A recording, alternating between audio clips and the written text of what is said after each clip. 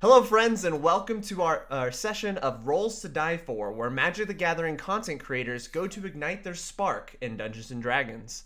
Last we left off, our adventurers found themselves trapped in the bottom of a city vessel known as the Peregrine Prize. There, they got their bearings among the strange prisoner system on the boat. Witnessed an attempt escape from their acquaintance Barabbas that was thwarted by magical protection. He was medically carried off, not to be heard again for the rest of the day. Our players quickly realize that they are the fresh meat among the prisoners and got to their first day of work. Most of them, that is, with Cookie and Ray finding at some point their way around the boat during work hours. They explored these strange systems that were been put into place. Meals were served, cookies were eaten, and strange symbols were flashed at various times to the unknowing newcomers. Exhausted from a hard day's work, our adventurers were glad to taste freedom and talk among themselves to connect the dots of this unfortunate event. Gathering in the same area for the first time since they've arrived to the boat, a strange glitch in time happened around the party. Prisoners, guards, and alarms started disappearing until silence. From a glance, they all noticed that it was just them standing in the center of a main room, there where they witnessed electrical ripples emerging from the wall. There, 5 armored figures stepped out of this riffle to perform a message. Seemingly pleased with their introduction, they struck out at Ray and Galene, claiming to be the only ones that shall hold the Titan's power. After quickly disposing of the red figure, who seemed to already be injured on arrival, the party was able to domino each figure afterwards. The last one standing was stubbornly resisting any interrogation, which they also fell. With a loud, thunderous crack, our adventurers found themselves standing in a room that they just left. Holding any wounds they might have received, a small boy yells, "Dinner!" and runs by. And that is where we left off. Is there anything you guys would like to do as most of the prisoners are heading to the dining hall? If I recall correctly, Galene and I are arm's length still. Is that right? Yep, I linked your arm right before. I'm gonna make eye contact with you and just ask. You experienced that too, right? That it wasn't just me that had a weird time just now. I think it was you. I think you're crazy. Oh, okay. No, I was there too. Oh, okay, good. Because I was really nervous for a second. If it were just me, that I might actually be going crazy. But I'm glad you were there, because I mean, obviously you were there in my whatever that was. So I'm in a lot of people's dreams, but yeah, this one I was also there too. Looking around, do we see the other people we're all still standing in the same area? Yeah, your people that you just experienced this strange event with is all around you, but the rest of the prisoners have already pretty much almost made their way into the dining hall, with the exception of a few lingering or talking amongst themselves. I want to keep my arm linked to Aria and pointedly look at everyone and be like, would you like to sit with me at dinner? Aye. I think we should all gather up and talk about what we just experienced there.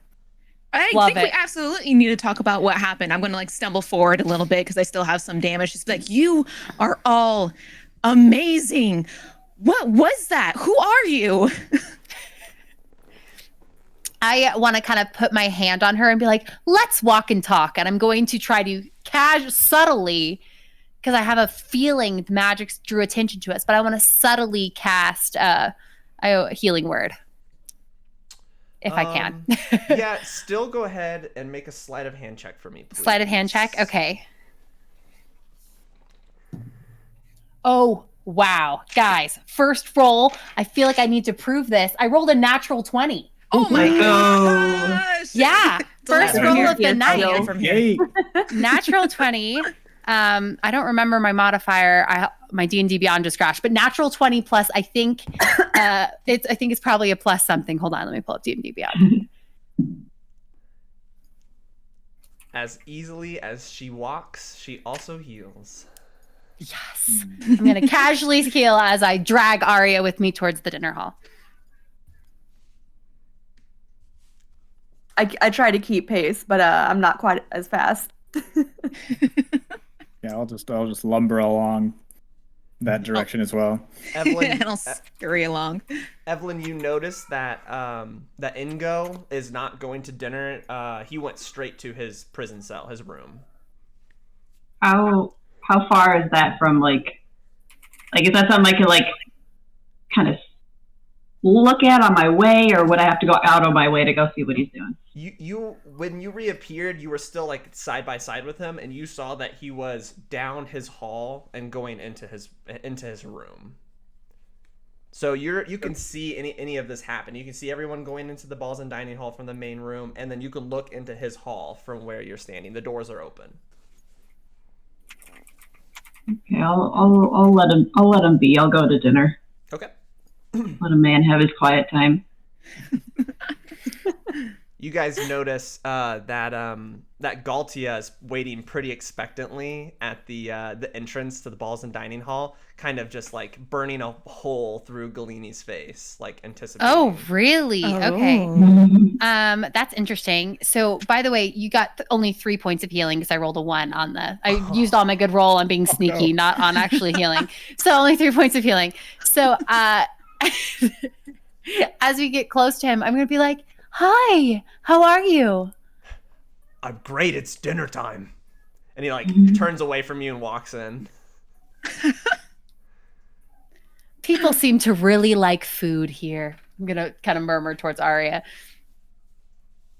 I'll save us a table while y'all get your food. I don't really need to eat, so I'll just get us a good spot in the corner there. And I really just need to sit down. Yeah, so if you guys would like to all head into the main dining hall, I'll just give you guys a little refresher of kind of what that looks like. I forgot how to do the pop out. Does it look? It looks the same as lunch. So there's Yes. the similar. Are there? But they, we're no longer working. So are there still other prisoners that are passing out the food? Like, does it look like there was another shift? That is a good thing to point out. There is what looks to be armored guards serving this food. None of them have their Okay. helmets on, though. They all actually have little hairnets on. Okay. And As I go anyone- through the line, I want to specifically try to look to see if I can see the guard that had the scar on his face that seemed interested in my music, or if I recognize any of them as people I saw in town. Yes, so you do see that guard. Let me go ahead and show you what he looks like. Yes, this is what your scarred guard looks like. Okay. Guard. Scarred guard. That's an Scarred actor, guard. right? Alexander Skarsgård. Yeah, I hope that's his name. I mean, you could technically figure out his name if you really wanted to, but so walking into the balls and dining hall, you guys notice that there's a little bit of an air of it's easier to breathe in there compared to what it was for lunch, because everyone's just kind of haphazardly going through the line. There's no sense of rushing. People are already like done eating by the time you guys get in there. They had scarfed their food down and they're just sitting at the tables like talking amongst themselves as well. As I go through the line, can I look for a Ren to see if he's one of the ones without the helmet on this time? Yeah. It'd probably be dumb of him to do, but You are familiar with this individual. It would be very, very easy for you to spot Ren. You do not see Ren. bummer. Okay. So we're all trying to gather around the table, right? Yeah. Okay, so I'm. I think it would be good. Are we being if subtle, some of or us- do we Yeah, just are want to we being like? subtle, or just like because like Ray is messed up. Ray is in just disarray. It's just looking at you like, what are you doing? Why are we like? So I'm very pointedly like, looking at you guys expectantly, like waiting for you guys to sit down. I feel like Aria would be like, should I at least go get my food and pretend like everything's normal and then come back here to discuss so that we at least don't miss out on a meal? Because, I'm pretty exhausted. So I'm going to look at Galene and be like, should we at least go through the line first before they stop serving so we can at least eat? Sure.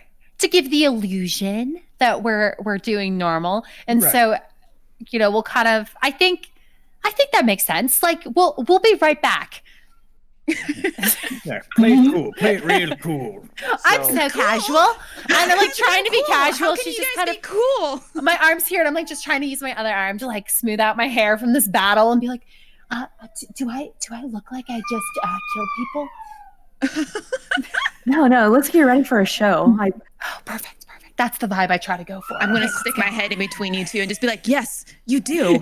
You do. Oh no! Maybe we should just sit straight don't down. tell her that. That's not what she wants to hear. I don't care about what she wants to hear. I want to talk about what just happened.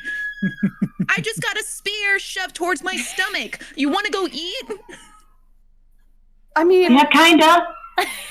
Well, how about I'm this? hungry. How about this? How about, do you need help? Can I support your arm? I mean, after what happened, I do think we should get food. And so, can I help you through the line? Okay, fine, I guess. But immediately afterwards, we're sitting down and talking about this. absolutely. Yes. Yes. Sorry, lovely. I'm going to retract my arm from Aria and instead link my arm through Ray and be like, let's go. Okay. And Ray abides. Cookie, you I said follow behind. you were staying at the table. Yeah, I'm gonna stay at the table, and I still have that weird pendant I found, right? Yeah, you have Or was it a take- lead box. Yeah, Okay. that is I'm gonna containing this pendant. take it out, and then I'm gonna sort of just start looking at it and like swinging it around on my finger, like nervously, until I come back. You're gonna take it out of the box. Is that correct? Mm-hmm. Yes. Yeah, looking at it, this is what you're looking at currently. It's crude in design. It's got like wire grabbing all of these different gems that are different, have like almost like a translucent look inside of it, where there's elements swirling inside of what seems to be a gem-shaped holding chamber for it. You do go ahead and do a perception check for me as well, Cookie. Oh, sure. Let me do that. We got a 15 plus 3 is 18. 18. You do notice that beyond your new acquaintance, Ray, there's another tiefling in the room that is beyond, like, jaw on the floor, staring at Ray. They seem kind of concerned about like approaching, but then they don't approach, and then they see Ray lock arms with Galene and then like kind of sit down in the chair and like wait. But there's definitely something going on there, and they seem to be like following Ray across the line. Okay. I'll walk over and just sit down right next to this tiefling. Okay. Put my hand right on their shoulder. So this is what you see. This tiefling has long black horns, about 6. Sitting down, you can tell that she's a very, very, very tall tiefling. She's got almost looks like nature-like leaves that are actually leather, but they're designed to look like leaves. And she is clutching like a piece of paper in her hand, and she's shaking. And she kind of looks very confused at you that you just approached her. I'll be, what's up, lass? How's it going? I saw you making eyes there at, me pal Ray.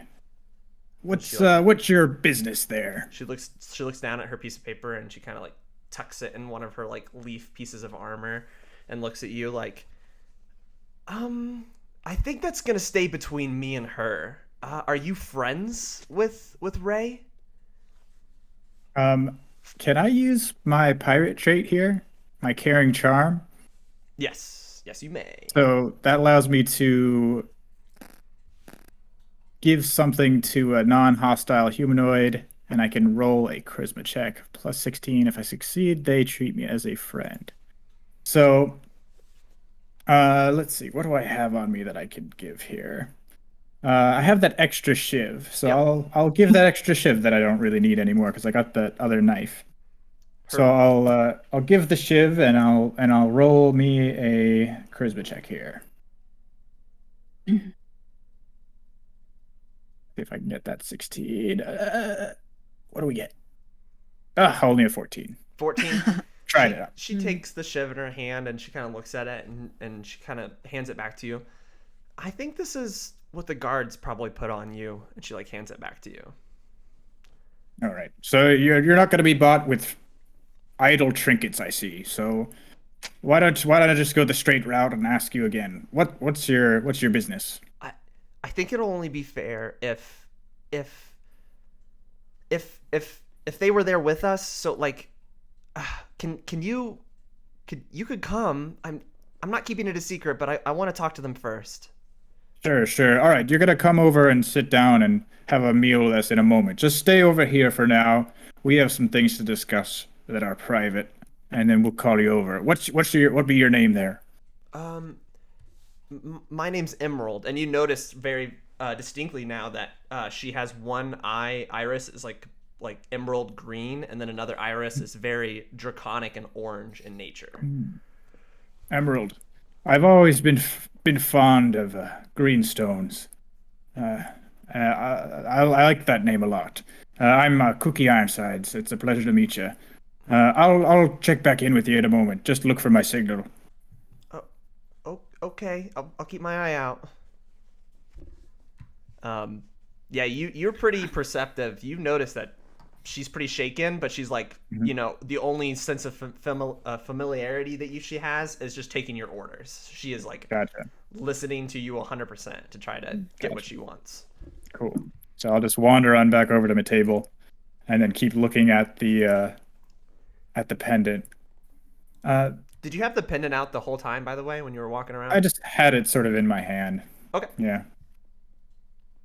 All right, and as you're walking back, you see a very hurried Galtia, like rushing over to the table and putting his food down and starting to eat at the table that you were just at. Galtia. I don't know Galtia yet, so. You do not. You are not at the table that he was at for lunch. Does it look like he's going to be eating fast and moving on, or eating fast and lingering? He will take breaths from eating and look at Galene and see where Galene is in line, and then go back to eating. Okay. Well, I'll just play it cool for now and wait till everybody gets there, and we can decide what to do. Okay. He doesn't acknowledge you when you sit down. He just keeps eating. Is everyone going through line, grabbing some food? Quickly, just sort of moving through. Quickly going through, yeah. Yes, very, very nice. I picked up that we're in a hurry, so we're just What's for dinner tonight? Chicken stir fry with oddly a yeast roll on the side with what seems to be some kind of cinnamon milk for your drink. Oh. Okay. And these, once again, like very tall drink glasses. Like absurdly tall drink glasses. They were sparing with these. So these are more of like bottles. You see them kind of like in a Coke bottle. Okay. Great. So as we rush over to the table, is there any reaction from Cookie or Galtia as we all like sit down? Galtia looks at you very, very excited and very, very happy and tries to like motion to sit next to him. Galene, looks like that you have an admirer. I'll smile and I'll sit down and be like, "Hi, how's dinner?" It's great. Are you gonna eat your yeast roll? No, you're welcome to have it. Although I do have some business I need to talk to these people. I know we talked about music. Could I meet with you after dinner? That's a very good note, because as you're talking about this, you can hear in the center of the room a little bit of ding ding ding ding ding, like somebody tuning their violin in the center of the room. I love music. Here's my roll. Why don't I meet up with you after? Okay. Well, I've got some places to be after. Oh no. But oh no, where do you have to be? Well, actually, I don't know where I put him down as. Well, I guess we can. I usually hang out with Urang in his cell in cell A, in hall A. If you could meet me there. Okay. Depending on my timeline, we can definitely try. But I'm so glad we met up again. Okay. Yeah. Thank you for the roll. And then he like dips off. You can kind of tell that he doesn't really, it's hard to say that he doesn't really care what you have to say. As soon as he received that food transaction, absolutely satisfied, sated, and then Perfect. runs off. I'm going to look back to the group and be like, okay. I'm gonna Got sit it. down next to Cookie with my food, and I'll kind of slowly pick at it. I have a I'm question. going to dump though. salt on mine. Did Cookie leave the lead box sitting around, or would I have seen the box that the pendant came out of? What's up to Cookie? Where are you maneuvering these items? So I still have the emerald in one hand, and I guess I'm just sort of like carrying around the box. And I will put it on the table, the box on the table, and sort of throw the pendant into the center of the table and be like, "There's a mystery afoot here, folks. There's something strange going on. We got to get to the bottom of it." Does this pendant, this is the first Evelyn seeing it, does it at all resemble the thing she's looking for? Yeah, almost to the T, yes. Okay. These Yeah. colors, these are suspicious. Yes, I thought so too, especially after those fiends that we just faced out in the courtyard there. It seems too much of a coincidence that these colors match up directly to the colors of that they were wearing there. Also, Cookie, I don't know anything about this pendant, but the lead box, when I was back in Barabbas's shop, before we even came here, the people that attacked them, they were looking for a lead box. That's why they were there attacking. This might have been the box they were looking for. I could check out those shadowy figures there. Yeah. Or were they looking for what was in it? Well, I'm assuming so. They didn't say anything about what was inside. All they said was, "Where's the lead box?" which I hadn't seen at that point. But I mean, lead's not common, and this appears to be one. So I'm assuming this is what they might have been looking for.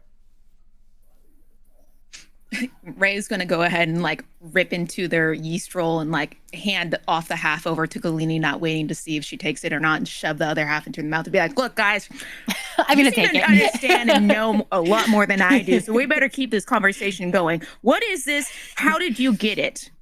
I'm talking to Cookie at this point. I got the box from one of the shadowy figures, if I'm remembering correctly, right?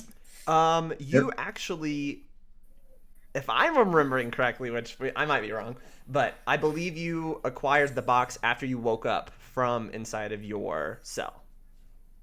Okay. I remember I found something on the shadowy figures, but I can't remember what it was at this point. But yeah, so we'll just say that I found it in the cell there. Yeah, so I after I was knocked out, I awoke in my cell, and I had this box on me, and it didn't really mean anything to me at the time. Just sort of curious there. Can we take a step back? Those shadowy figures, they were horrible. Just gonna say, I healed them and then they still attacked me and my sister. But like, is that why you guys are all here too? Lots of these people, they seem to think that like they're here because they committed a crime. But as far as I know, I think I was kidnapped. Did you just say you healed these shadowy people? Okay, in my defense, my sister was being and like tried to steal from them. I felt kind of bad. I did try to heal them. I did heal him, and then he like attacked us. So you're saying your sister actually did commit a crime? Yeah, but not me. So maybe they grabbed the wrong It's sister. possible. Sounds like a bad sister to me. I agree with you, but I love her anyway. I think it's like she's a work in progress. I understand. I can definitely say that I had not committed any crimes that evening that were caught. So, yeah, I definitely should not have been taken. I was heading back to where I've been staying, and the shop that I work in, my friends were being attacked. So I just stepped in to help them. And then one thing led to another, and really just became a bargain of if I go on the ship or if I run, and I decided for the greater good to go on the ship. I had a very similar experience in me in. They just sort of appeared out of nowhere and started asking silly questions and getting real hostile with me, my innkeeper there, and just sort of broke out into a brawl as taverns often do. They asked you questions. They just attacked me and my people in my inn. I may have committed a crime. I don't know that those people were dead when I left the scene. But it was self-defense, so I don't think it was a crime. I don't think it was a crime. I didn't deserve to be in jail when they took me. I believe you. This feels Thank very you. suspicious. This whole ship seems very endangered servitude, and I don't like it. I'm there with you. I'm not here to work for free. Yeah, or if we just get ambushed, or could die by touching doors, like this. Yeah, there's definitely some stuff that we're not privy to that I feel like in a normal prison you'd be a little more privy to. Well, I haven't the slightest clue what's going on here, but I am not liking it. Yeah. So how do we get out? I like the way you're thinking. Smart, good idea. How do we get out of here? Well, I assume these they'll do let us anything? go. Oh, sorry, go ahead. Well, I assume they'll let us go when our sentence is up in 20 days when we're on the other. 20 days? Was that Can't be how here far for the 20 ship's days? Well, we'll say we get off the ship now. We're 2 days at sea? We'd get off the ship and jump straight into the ocean, and then what? I can help us all breathe underwater. I also can breathe underwater, so I have no idea where we are, but my house is underwater. I spent Oh, many a year wandering the bottom of the sea in an unrelated experience after my ship was sunk. But I, although I may be used to the bottom of the sea, I understand that not all of you can breathe underwater. So that is not a viable option. No, I'm pretty sure I can help all of us breathe underwater. But just for All right, short then. periods of time, Oh. not too long. I think So not for 2 days of swimming. probably not. Okay. I don't think I could do that. I mean, yeah, that could lead to some death. Maybe not. We'll workshop that plan. Yeah, that was it. That was my idea. Wait, so what? Maybe back to this item. Could that help? So this seems to be very clearly connected to those titans somehow. I'm going to take out my ring. Okay. And sort of just compare it to the gemstones on the pendant there. Yeah, when you look at the pendant and your green ring, you can kind of compare the hues of the colors, and they're pretty similar, except for the fact that when you put them close to each other, you see almost like granules on the inside of the inside of the ring and the inside of the amulet kind of magnetize towards each other when you're holding them up next to each other. I'd like to make the suggestion that I don't want to do it here where there's a lot of prying eyes, but I can cast Identify to see if we can learn some more about this ring or about this pendant. I think Good idea. Continue to chef their face and just viciously nodding at you. I think that your inclination to be discreet is a smart one. That's a good one. Although I did have something I had to bring up, and I'll start waving over the tiefling. So they are already about she's already about halfway to your table, just standing, already shaking, slowly moving towards the table. You pretty overtly, wave down this tiefling, and everybody turns to see this thick, taller female tiefling, about 6'3", standing there, just staring at Ray, coming up close. And she doesn't say anything until she gets like right up to Ray and like looks at Ray, looks at the paper, looks at Ray and goes, Ray? I'm still stuffing my face and I just look over at her. I'm just like, who's asking? Oh, I thought it was you. How was your stay in Akreen? Excuse me? Who are you? What? It's me, Emerald. I have never met an emerald in my life. And she kind of like leans down, kind of meeting your eye level, looking like kind of peculiarly at your eye patch and kind of like your face and your eye, and was like, no, it's me. And she hands you a what looks to be a drawing or a painting almost. Okay. It's very obviously you leaning up against what is like a mast of a ship where it's pretty foggy out and almost like you're posing. Oh, I have both of my eyes in this photo still. Ray viciously stands up, taking the like paper and like in their hand, looks at it for a while, and then looks back at Emerald and is just like, "What do you know? What? You need to tell me what you know." And then like grabs Emerald and like starts dragging her off away from everyone else. I thought we were having like a meeting. Yeah, her breath is taken away, and she just lets you lead her to wherever you're going. I'm just gonna go into a corner of the room. In the dining hall. I'm not. Yeah. I'm gonna not subtly watch. Yeah, I'm just like out of ears, like reach from them, but still within view. I'm gonna lift up my eye patch so I have a better view. If I just wear an eye patch for aesthetic purposes, Well, no. it's very If we were on top of the ship, it would help because. She's very shocked, and she's like, I drew this for you, and I tried to give it to you, but you didn't take it before you left the boat. How did your mother's mission go? How is your mother, actually? I don't have a mother? What are you talking about? Look, no one's supposed to know this, and I don't like telling anyone this, but I washed up on shore 2 years ago. I have no family. I have nobody. So I don't know what you're talking about, but you need to tell me everything that you know. I know it's been a while, but 2 years seems a lot. What do you mean you washed up? I watched you get off the docks on Farmrich.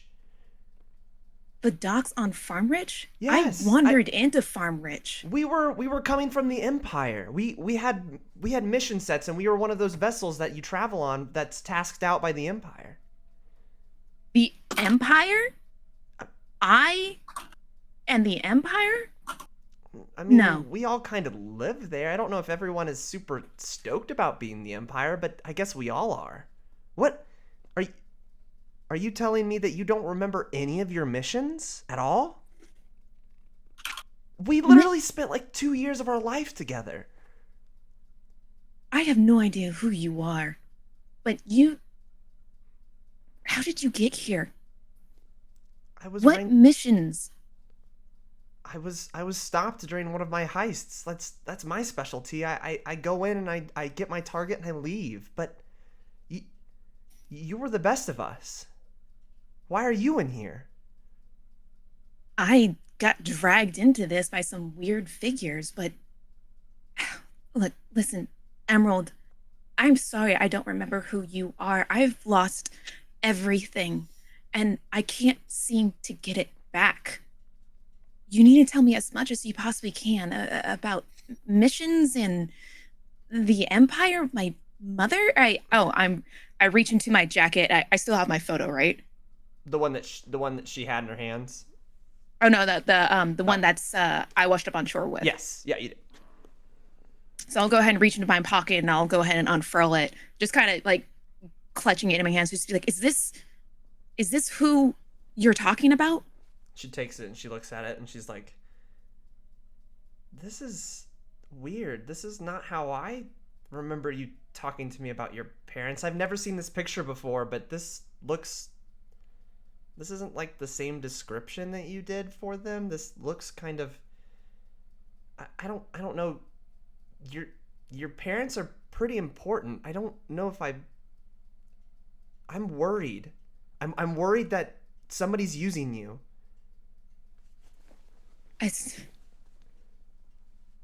You're worried? Fair enough. You It does just sound keep- like it's a pretty bad end deal for you, but I can't. I could tell you some stuff, but I can't tell you all of the things because we have to figure out who did this to you first, and then I'll tell you everything. While they're talking, I want to like look at the rest of the group and be like, I can't read lips. About this, But I time- hope but we should keep looking at them anyway. It makes it more awkward. Actually, all of you guys notice Urang is walking pretty heavily by the two and kind of stops, looks over, and you can like hear from across the room and like Emerald look at Urang and kind of recoil a little bit, and Urang kind of nods his head and continues on. I'm just gonna look over at Urang and then back at Emerald and just be like, do you know that guy? Yeah, he's kind of part of the deal. Deal? Yeah. What deal? To make things worthwhile here, you gotta make deals with people, and you gotta work with them and not work with them, and they like to stay pretty closed in their ring of the unknown, but like it's nothing that we can't be better than, so I'm not worried about them. Who are you worried about? This operation, I was gonna serve my sentence in the royal prisons in the Empire, but like I offered to do a half cut for this experiment. I just signed over. I didn't even read any of the paperwork. I just signed it. That is a typical rookie mistake. Look, Emerald, I don't know who you are. I don't necessarily even trust you. I don't know if I can trust you. But I want you to stick by us during this time because you seem to know more than most of us here. She kind of like thinks to herself for a bit, and she's like, do you still have the trusty lead? Do you have the trusty lead still? The trusty lead?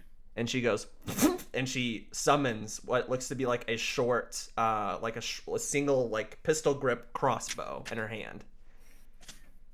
Oh, I kind of she, recoil back and just like look at her, it. and it dissipates it. Oh my God. And it like disappears. I lift the coat of my jacket, revealing the blade underneath that I can summon back and forth. She looks pretty excitedly happy at that, and she goes, I think we're the strongest people here, so I don't know if I think we should work together, and I think we could be better than anything that's going on here. I may not know you, but I like your style.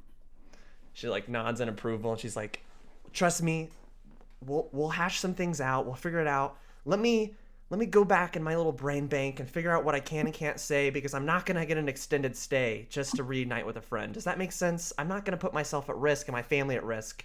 You know, we only worked together for maybe 2 years, and even then we just knew each other. We didn't actually do missions together.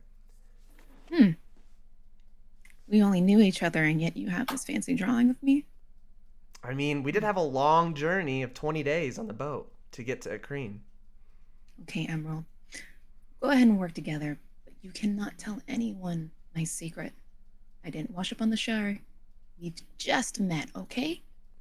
I mean, if this is a ploy and you're just going undercover for something, I got you. All right. Let's go back to the table. She's visibly a lot more calm now that she's had this conversation with you. And then I'll go ahead and just go back to the table with everyone. And as I'm going back to the table, I'll just be like, okay, everybody, this is Emerald. We met on the docks before. It was a long night. We drank each other under the table. It must have just slipped my mind. Insight check. Do I believe her at all? Do I believe her at all? Go ahead and Okay, roll. let's see. Okay, I will. Not great. 12 plus 3, 15. Go ahead and roll for me as well. Ray, add your intelligence modifier. 13. 13. Were you being truthful?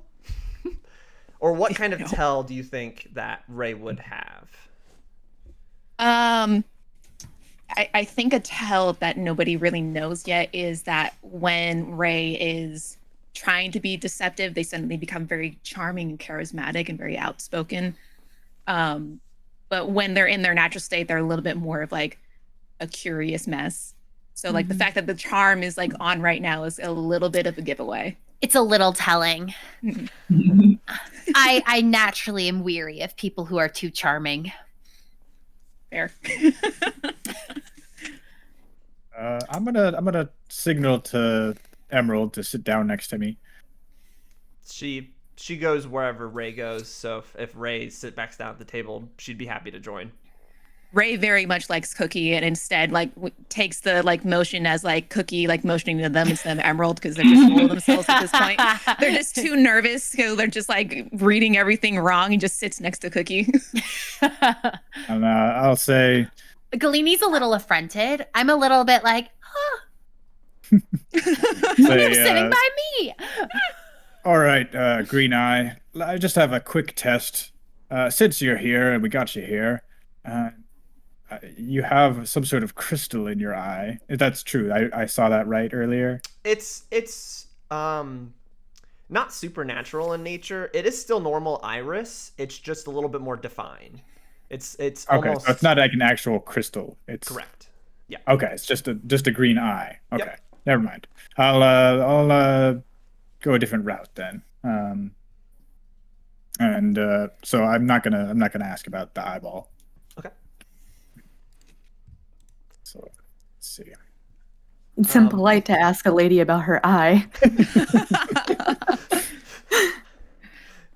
Ray is gonna go ahead and like lean on the table and just be all like, so did we get anywhere with this pendant? I think we're gonna go back to my cell before we do some identification. Right. You said that before we left. Right. Yes. Very good idea. Was there anything that we wanted to do before we go and do that?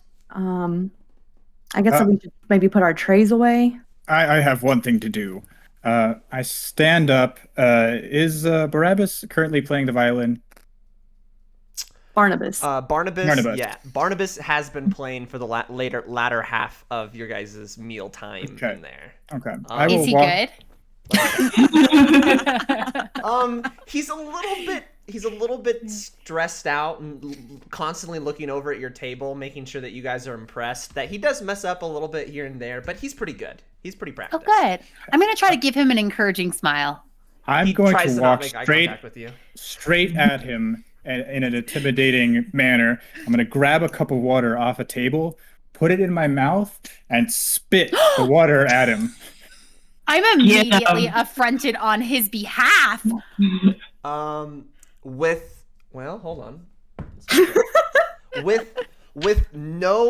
with pure finesse, he stops mid-note and go ahead and make a wisdom saving throw for me, Cookie. Oh, okay. Evelyn is just eating and watching and enjoying this. Me, I'm like just leaning back. Better than dinner theater.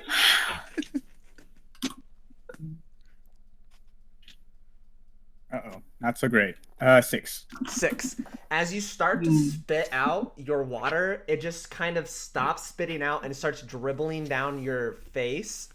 He went ahead and held you. He's holding person. So you're just frozen there, like stuck.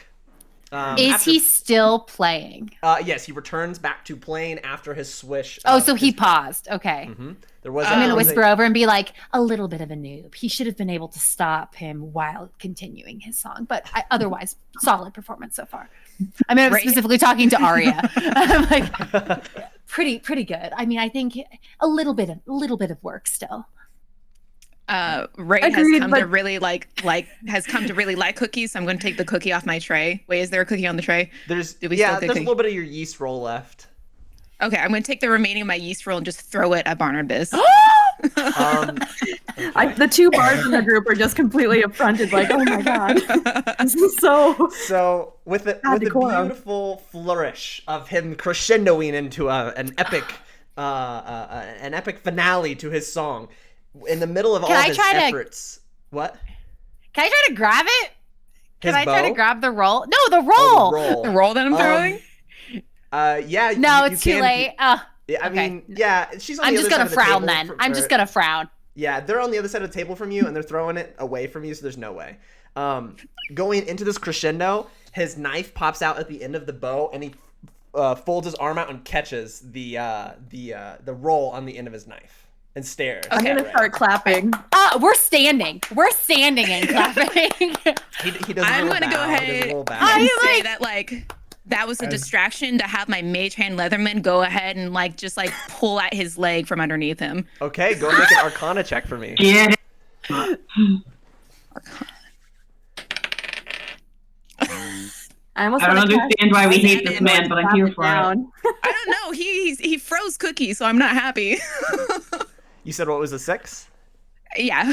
A 6. Yeah, it starts to tug at his leg, and he's still bowing, and then you see him swipe at it because he thought something was there, and he kind of shrugs to himself and lets it keep tugging at his leg. Okay. I'm very unhappy.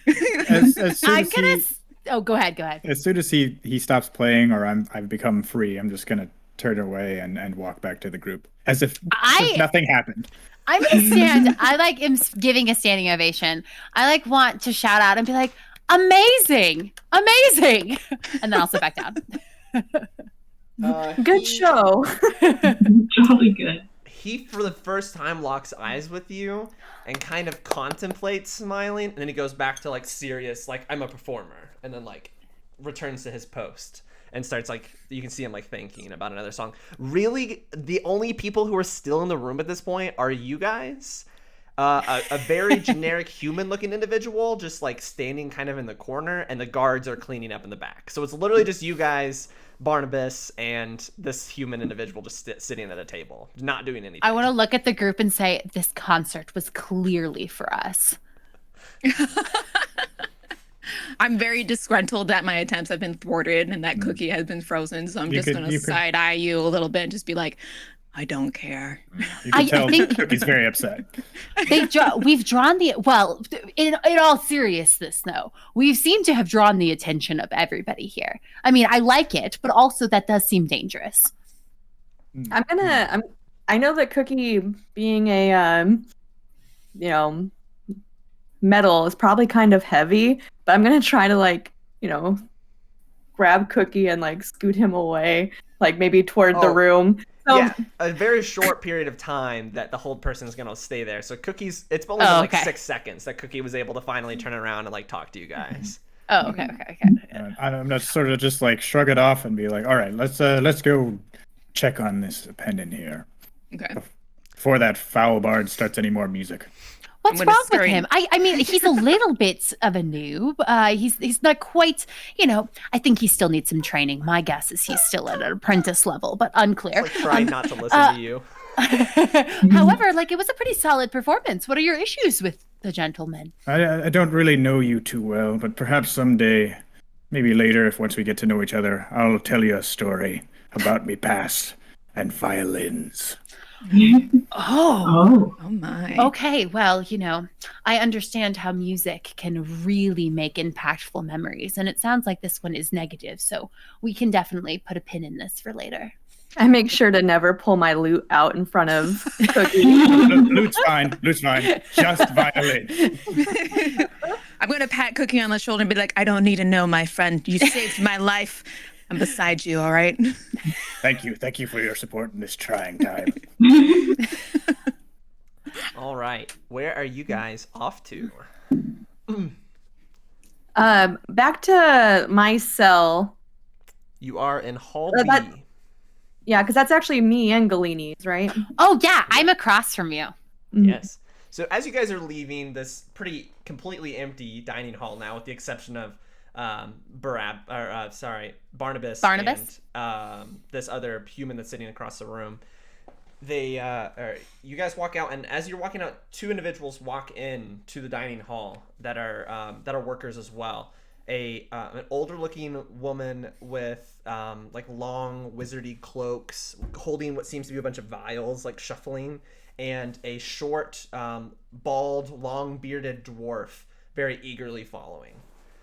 Going out into the main hall area, you see Galtia like already standing outside of the dining room hall, just kind of like leaning up against one of the walls of the dining hall, and then a little bit farther off towards the coal yard, you see like a half elven man standing up against the coal yard door. But there's no prisoners to be seen on the ground floor. Instead, all you see is prisoners just lining the upper balconies. Like they're all talking, or some of them are playing cards up there in these like balcony areas. But yeah, so you guys can head out into the main area, going to Hall B. It's the center of the three halls. Going into Hall B, it is almost completely empty, with the exception of the first two cells on your left and your right. On the right side, there appears to be a centaur folk, centaur also half orc on the upper body, with a broken leg kind of tending to some wrappings on their leg. And then to your left, there's a robed individual with a very distinct red diamond marker on his forehead, kind of mumbling to himself. But other than that, you guys have pretty much the whole hall to yourself. I wanna kind of motion over to Aria and say, "Oh, he's hurt. Do you think we should help him? I know we were talking about lying a little low, but should we do something?" I mean, I suppose it wouldn't hurt to ask them if they could use assistance, but I wouldn't presume to do anything without their consent. I personally can't help them. Are you guys? I'm gonna kind of. What do you guys think? Yeah. I have a bit of medicine in me background. I could try to give him a hand. I could do so. Yeah. Will you come with me? Like, okay. While you two work with them, Cookie, may I see the pendant? I'll start setting up the ritual to get that going. And I think this is a good idea. It'll draw some of the attention away from what I'm doing if you try to help this person as well. That's very smart. We don't want nosy neighbors here. Yeah. Let's go. I'll go with Aria. I want to keep an eye on that pendant. Yeah, same. I'm going to go ahead and go with Aria. Just be like, look, I'll just keep a lookout in case anybody is. Yeah, sounds good. Having prying eyes. We can stand between the amulet and the door. Just create a little barrier of people. Gotcha. Ray, go ahead and give me a perception check. Actually, yeah, both Ray and Evelyn give me perception checks if you're on the lookout while Aria's ritual casting. Oh, why am I so bad? I got a 6. I stole all the good dice luck. Wow, Let me try to give it back through the screen. Here. Need it. Oh, is that perception? Take it back. Ooh, let's go. First roll on these dice. And it is a 15. It works! I gave it back to the screen. Yeah. 16 or 15? 15. I rolled a 16, but my perception's -1. Oh, okay. No. Good to know. All right. As you approach Galene and I believe it's Cookie that are going up to... Cookie and I are going to go over there. Yeah, as you approach, you can kind of look into this cell, and looking into this cell, there's a couple things that are very different than a couple of other previous cells that you've seen or looked into. This individual has like a nice looking red rug on the ground. The bed is like a little bit more awkwardly shaped. You can assume probably for the giant centaur-like body structure that he has. And he has two of his legs up back on the bed, and then one of his legs on the ground as he's lifting up another leg, and he's like appears to be like using his hands and his teeth like rip and tie at this leg that he has that seems to be like he seems to not be using very well. He kind of looks up at you guys and goes, sorry, hello. Hi. Do you need any help? I already asked the guards, and I asked some of the other people here, and they've not said they can help me with a broken leg. It's like the bone had to be reset and everything, and so they're saying it's going to be a long time. You know, I'm going to kind of look at Cookie, and then I'll look back and say, it might draw some attention, but I could take care of it for you right now. Oh, what did you have in mind? My name is Jans, by the way. Hi, Jans. Nice to meet you. Yeah, this is what good old Jans looks like. Do we have our spells back, or are we... I don't even need them back. I have enough left. Okay, You know, Jans, I'm a bit of a singer. I play the flute pretty well, and some people have told me that my music is so good it's magical, and I think they're right. I'll do anything because they said it's not going to be better until we get back to the Empire. So, Cookie, I don't know how to dress anything, but maybe I could sing to them, and then you could tap in. Yeah, you do a little singing. I'll do a little. I'll check out make sure that this leg was set correctly. Okay. So I still have 2 second-level spell slots. So what I'll do is I'll sing some healing words, and then if I need to, I will do it again. So before you do that, go ahead and make an intelligence check for me. Sure. And then you do the same for me as Cookie if you're going to actually interact with Jans' leg. Yeah, do you want a medicine check? Did you want medicine or arcana? I want medicine for Cookie, but specifically I want intelligence for Galene. Oh, intelligence? Yeah. Sure. So I rolled a 16. Straight intelligence would be 17. Medicine would be 19. Okay, so you can it's very easy for you to see, Galene, that this individual has no surface damage. It is only damage that is underneath the skin. It looks like it's already been healed over, but they're using these bandages almost as like a splint. So I rolled a 18 plus 3, so a 21 total for medicine. 18. You do know you can make the splint a little bit better for Jans. So Galene, yours is you notice is very surface level, and things like healing word would not benefit this type. So we would have to set it. It would have to be, with a little bit of experience, that it would have to be a little bit of a greater spell. To be able to. But we could help him kind of brace it in place. Right, but Cookie, you both actually would know a better way to splint his leg if you would like to have a little bit of a better support system for it. Right, we just want to brace it up a little better. Yeah. Okay, how much you guys, are actively trying to distract? And help. I think helping was our primary. Yeah. Maybe I'll lean a little heavy on it to cause just a little pain. No. Just to distract. No. All right. I pretend I don't notice that. That's clever. All right, you got it. Maybe a little more heavy-handed than I would be normally. Yeah, okay. Jans is very adamant about staring at what's going on here. So we're gonna work together to kind of add some better, rather than just a bandage. We'll, I'll pull off some of the seaweed from my armor and help kind of brace it in place. You're pretty confident with you two working together that it's not only better, but he will feel better with this type of support within the next 24 hours. It won't be that aching pain that he's been going through. About this time, while Aria is ritual casting, Evelyn, you have some pretty extensive training. You do notice that something feels off about Aria's room, and actually, I forgot to note when you guys walked into Aria's room, you guys noticed that Aria's room now has a mattress in it, along with the bed. It is no longer just a bed frame. There's an addition of a mattress on the bed. Oh, lucky. Nice.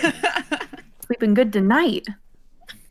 I'm gonna kind of scowl at it and just look back at Aria and be just very visibly questioning, what, why, how. But you feel something's off, Evelyn, but you can't quite put your finger on it. Okay. Vibes are bad. So during all do of this, I notice that something feels weird? You do not. You were busy Okay. ritual casting a pretty intentional spell on the ground. Does anything else you guys would like to do during these 10 minutes that she's ritual casting? I want to thank Cookie as we're going through this and be like, wow, you seem to have a real gift for this. You know, years on the ship with wounded soldiers and wounded compatriots, you learn a thing or two out there on the sea. And then I'm also going to try to deliberately drag this out a little bit till we get some signal from our friends. Yeah. Your song was wonderful, by the way. Thank you. Even though we couldn't help this poor leg. You know, sometimes it takes more. Like sometimes you need other things. And by the way, Jans, what happened?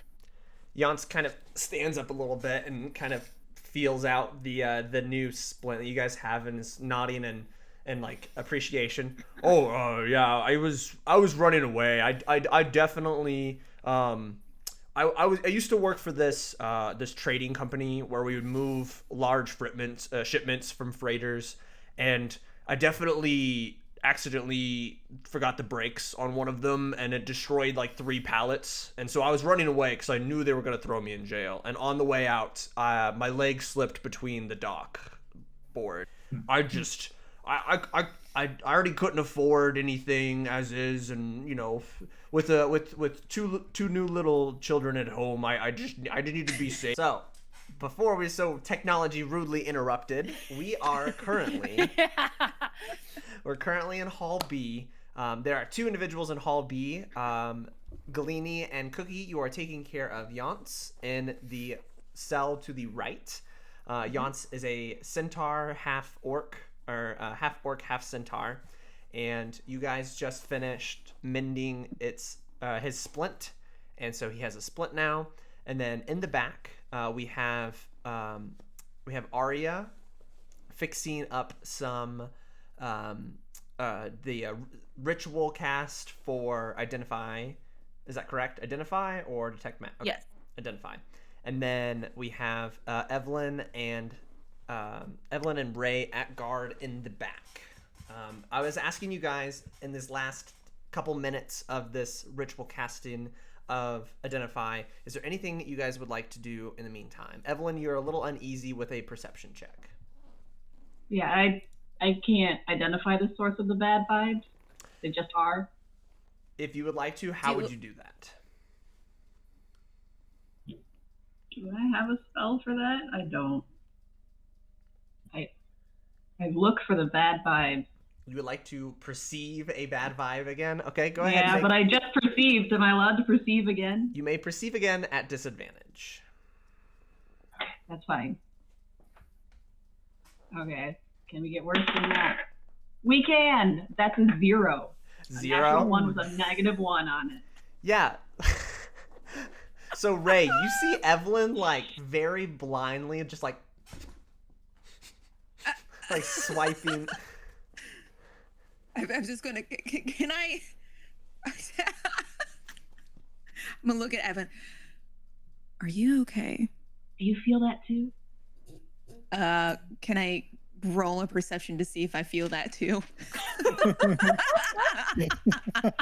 You feeling it now, Mr. Krabs? Evelyn's not giving you a whole lot of information, so go ahead and make a perception check at disadvantage. Okay. Okay. That would be... It'd be a 14. 14? No, you just kind of feel like it's just an empty room. It's hard to tell that, like, what, Evelyn's insinuating could be off. Mm-hmm. It seems like Evelyn has a little bit more of an experience in this type of deducing, and is not able to really kind of assist you and figuring it out. Okay, I'm just I gonna just see them like waving around, doing weird stuff behind you. Yeah, I'm gonna kind of like, because like now I'm on edge, so I'm just gonna kind of like, what's going on? I'm gonna look and be like, can you guys cut it out? You're really distracting. I'm just gonna kind of like hold my knife, just be like, no, you saw what happened, you know what happened. You have to be ready for anything. Yeah, but I'm trying to focus, and you're being a little weird. Okay, I'll kind of get behind her. Can you see me over here? Not really. I guess. I keep searching. Not that she can't see me. I just go, okay, and I just turn my back to you. I'm just gonna keep doing my ritual. You guys look around, and so these cells are pretty spacious for this ship. It seems that they're generous with the amount of possibility inside of these cells. Currently, in Aria's cell, all you have is like the bed with the mattress on one corner. There's a single table, a single chair, a bucket in another corner, and then a hatch in the other corner of this square cell. Underneath the hatch, you guys have looked into it before, like during your perception check and stuff. It's just a straight, like, funneling pipe that leads off into the abyss, probably for using the restroom and things like that. Looking across the way, you see what has been previously told to you is Galene's stall. You see a bed in there with a mattress on it as well, with a table and chair. Looking next to that, you notice very, very well put together like cells of individuals who have probably been here a lot longer than you guys have. Does everyone over here have a mattress in this cell block? Oh, now they do. Now every bed has one. You see the one next to Aria's cell is very lavish. It has lots of nice plates and silverware and chests, and there's like a mannequin in the room that's dressed up in like fine like ballroom clothing, and like a rug on the ground and things like that. And then across the way, across from Galene's cell, you see a pretty nice a pretty nice room. It's got a couple like utility items inside of it. It's really kind of hard to specify what items are in it from across the way, but you can tell it's done up pretty well as well. Did you say there's a chest? There is a chest, and the cell next door, and the cell next door is open, I believe. Oh. Hold on. This is. Would she leave her cell open? Doesn't seem the type. Yeah, I'm mislabeled that. Actually, in the cell next to you guys, not right now. But yeah, all the cell doors are forced open. So all the doors are open at all times in all of the cells, and there is currently nobody in the cell next to you right now. May I cast my mage hand to attempt to open the chest? Okay. So you're going to cast the mage hand in the room with the chest? Yes. Okay. It does not work. Damn it. Ooh. And I don't have any lock picking tools on me either, so I can't do anything. Darn. All right. I like my chests. If nobody has anything else, we can get to the identify if you'd like. So at the end of your incantation, the identify sets in, and there's two aspects of the identify spell. Usually it'll tell you a little bit about the item and its usefulness of what it is. It is a piece of jewelry, but you do know that there are dormant magical properties that are inside of it that are unable to be obtained by arcane nature. So all of your arcane knowledge that would come from identifying this spell is not revealed to you, and it almost seems kind of like almost like a protected source of what could possibly be inside of these, or what is these crystal-like substances. So we know nothing. You know that it is a protected item, an item that's you would know from general knowledge of items that like are of worth money wise, that anything that is deemed historically of the old magics, of the archived magics, anything that would be from the old gods is what people would usually refer to, would be a type of magic or ability that would not be easily perceived by current identifying means. So you know it is a very special item. Okay, so we know it's special. Did anybody see him freezing? He froze for me too. Just for a little bit, but just a little bit. Yeah. Just keep I going. think we just keep rolling. Power on. Okay, keep going. Potentially from the old gods, unique Yes. for the Yeah. gist of it. Oh, Yes, I'm not yeah. there right now. Hold on. I'll keep this thought to myself. Aria, you did notice that when you were working on this, the yellow minerals that were inside of this crystal were shifting the most when you were maneuvering it and looking at it. Okay. Is there a way that I could touch it and just kind of like I don't know if it'd be possible because I don't know how I don't think it's something you can really do in D&D, but can I try to like infuse like some of my bardic magic? Like would that be something I could even do? Yeah, well, you can kind of deduce it with this. So we'll go ahead and have you do an Arcana check to kind of sit with it and kind of think what magical properties can you bring to it. I got a 7. 7, you don't really feel any pull from it. Anytime you're trying to sit with it and you're trying to tap into whatever essence that gave you this ability. Nope. Oh, it's Can't hear 'em. bad. It's bad. There you Oh, go. Oh, you're bad. back now. Mm. Hello, friends, and welcome to this sessions of Rolls to Die For, where Magic the Gathering players come to ignite their spark in Dungeons & Dragons. Last we left off, our adventurers found themselves trapped in the bottom of a city vessel known as the Peregrine Prize. Forced to work, they attempt to integrate with the structure of this building. Spending time between the lines to explore more into the mystery of why they're all there. Post-work hours, they were assaulted by strange figures. Stopping time, emerging from a wall, they quickly relayed a message. But they were slain by our party members, and time was reverted just as they left off. Baffled after the combat, the Boat of Mystery wasted no time throwing more questions their way. Ray was confronted by someone who claims to be their old friend. Cookie revealed a strange item that had been planted on him. Aria identified it as an item of some of the old gods, and a lot of mystery still revolves around this item. Galene made friends with an injured half-orc, half-centaur named Yance. And Evelyn sensed an elusive bad vibe within the area.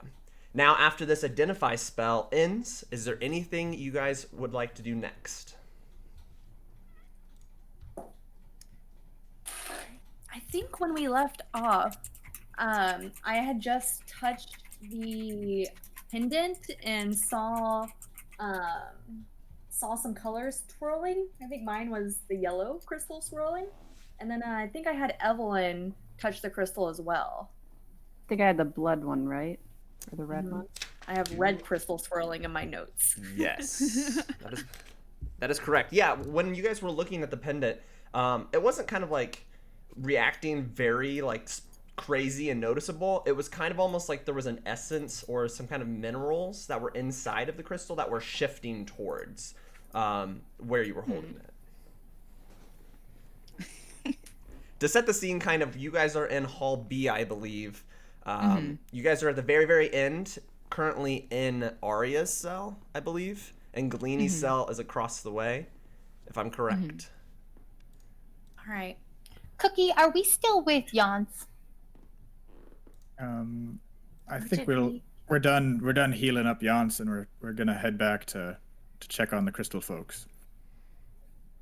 I know Ray's very distracted by chests and things that they try to unlock. They're feeling a little defeated right now and distracted. Galene's got the whole like Irish goodbye down, so she just immediately just leaves. Yeah. Oh, thanks, guys. I'll see you later. So, well, yeah, we'll head back. We'll head back to meet up with the rest of the group here. See how they're doing. All right, as you guys head down, you notice that some individuals are starting to head into the hall, filling up various cells that are along the way. If you guys could take a second, look around if you want to, but they're rushing in and getting their stuff like set down and adjusted inside their cells. But what do we think our next move is? We've got the crystal. There's clearly some sort of connection to the Titans or the old gods there. What do we do here? What's our next move? Well, I just want to put it out there that both Evelyn and I have touched the crystal, and we've kind of seen a little bit of a reaction. Do the other three of you want to touch it as well and see, at least even what color your reactions? That might be maybe some kind of clue to why we might have been chosen, or might at least we'll know our colors. Right. Sure. I mean, I touched it earlier, and the green crystal seemed to react to me. Sure, fine. Crystal Schmistles, I'll go ahead and touch it, and Ray goes over and just kind of grabs it and just holds it in their palm. Yeah, grabbing and looking at this pretty closely, you see in the black shaped gem, there's almost like little shines of silver glitter that looks like they're slowly heading towards the palm of your hand. And Ray just kind of squints at it and just shakes their head. I don't like this. Someone else take this. I'll take it. Handing it over to Galene, you see that there's the same little glitter shaped looking minerals in the blue crystal that's heading towards your hand. One of the better colors. I'll hand it back. Are all of the crystals like very securely fastened? Like you can't take them off? No, they look very like thrown together. As you can see in the picture, it's almost like they were just kind of like whoever created this object kind of was just intending to keep them together, not necessarily have it in an ornate or to be worn fashion. And the wire that's wrapped around it, that's like not, you can't unbend that. It's too tough. If you would like to, yeah. It appears to be a copper material wire. Do we all want to unwind that and hold on to our respective crystals? I'm okay with this. That's a good idea. Probably safest. I have a bad feeling about this. Can I take a second and look around? Are people watching us? Yeah, a good amount of people walked in. Go ahead and make a perception check for me, just to kind of see what kind of shenanigans is going on around 18. You guys. 18. Okay. So it was almost a natural 20, but like the dice tipped over at the last second. So it was close, but no, 18. Coming out strong with these rolls already. All right. You see as these individuals are trickling in, you're kind of tracking who's going where, and you kind of map out in your brain what's going on. So you're far end away from you guys. You just left Yance. And across from Yance, pretty close nearby, there was a white-robed individual with a very noticeable red diamond that you haven't engaged with. Evelyn, you notice Ingo walking in and heading to Ingo's cell. There is a witch figure a little bit closer to you guys. She has like a lot of robes, and she's kind of like pretty private to herself coming in. Aria, you would recognize Valerie going into her cell. Right next to your guys' cell. That's where you guys are at. And accompanying Valerie, you see a white-haired human with some pretty white, pale skin head into the cell with Valerie. And then close behind, you see a halfling with long white hair combed back with like really fluorescent green eyes and a beard. But that individual standing outside of the cell, like kind of like bodyguard mode looking. But they are right next to your guys' cell, so. You said that was outside of Valerie's cell? Yes. Okay.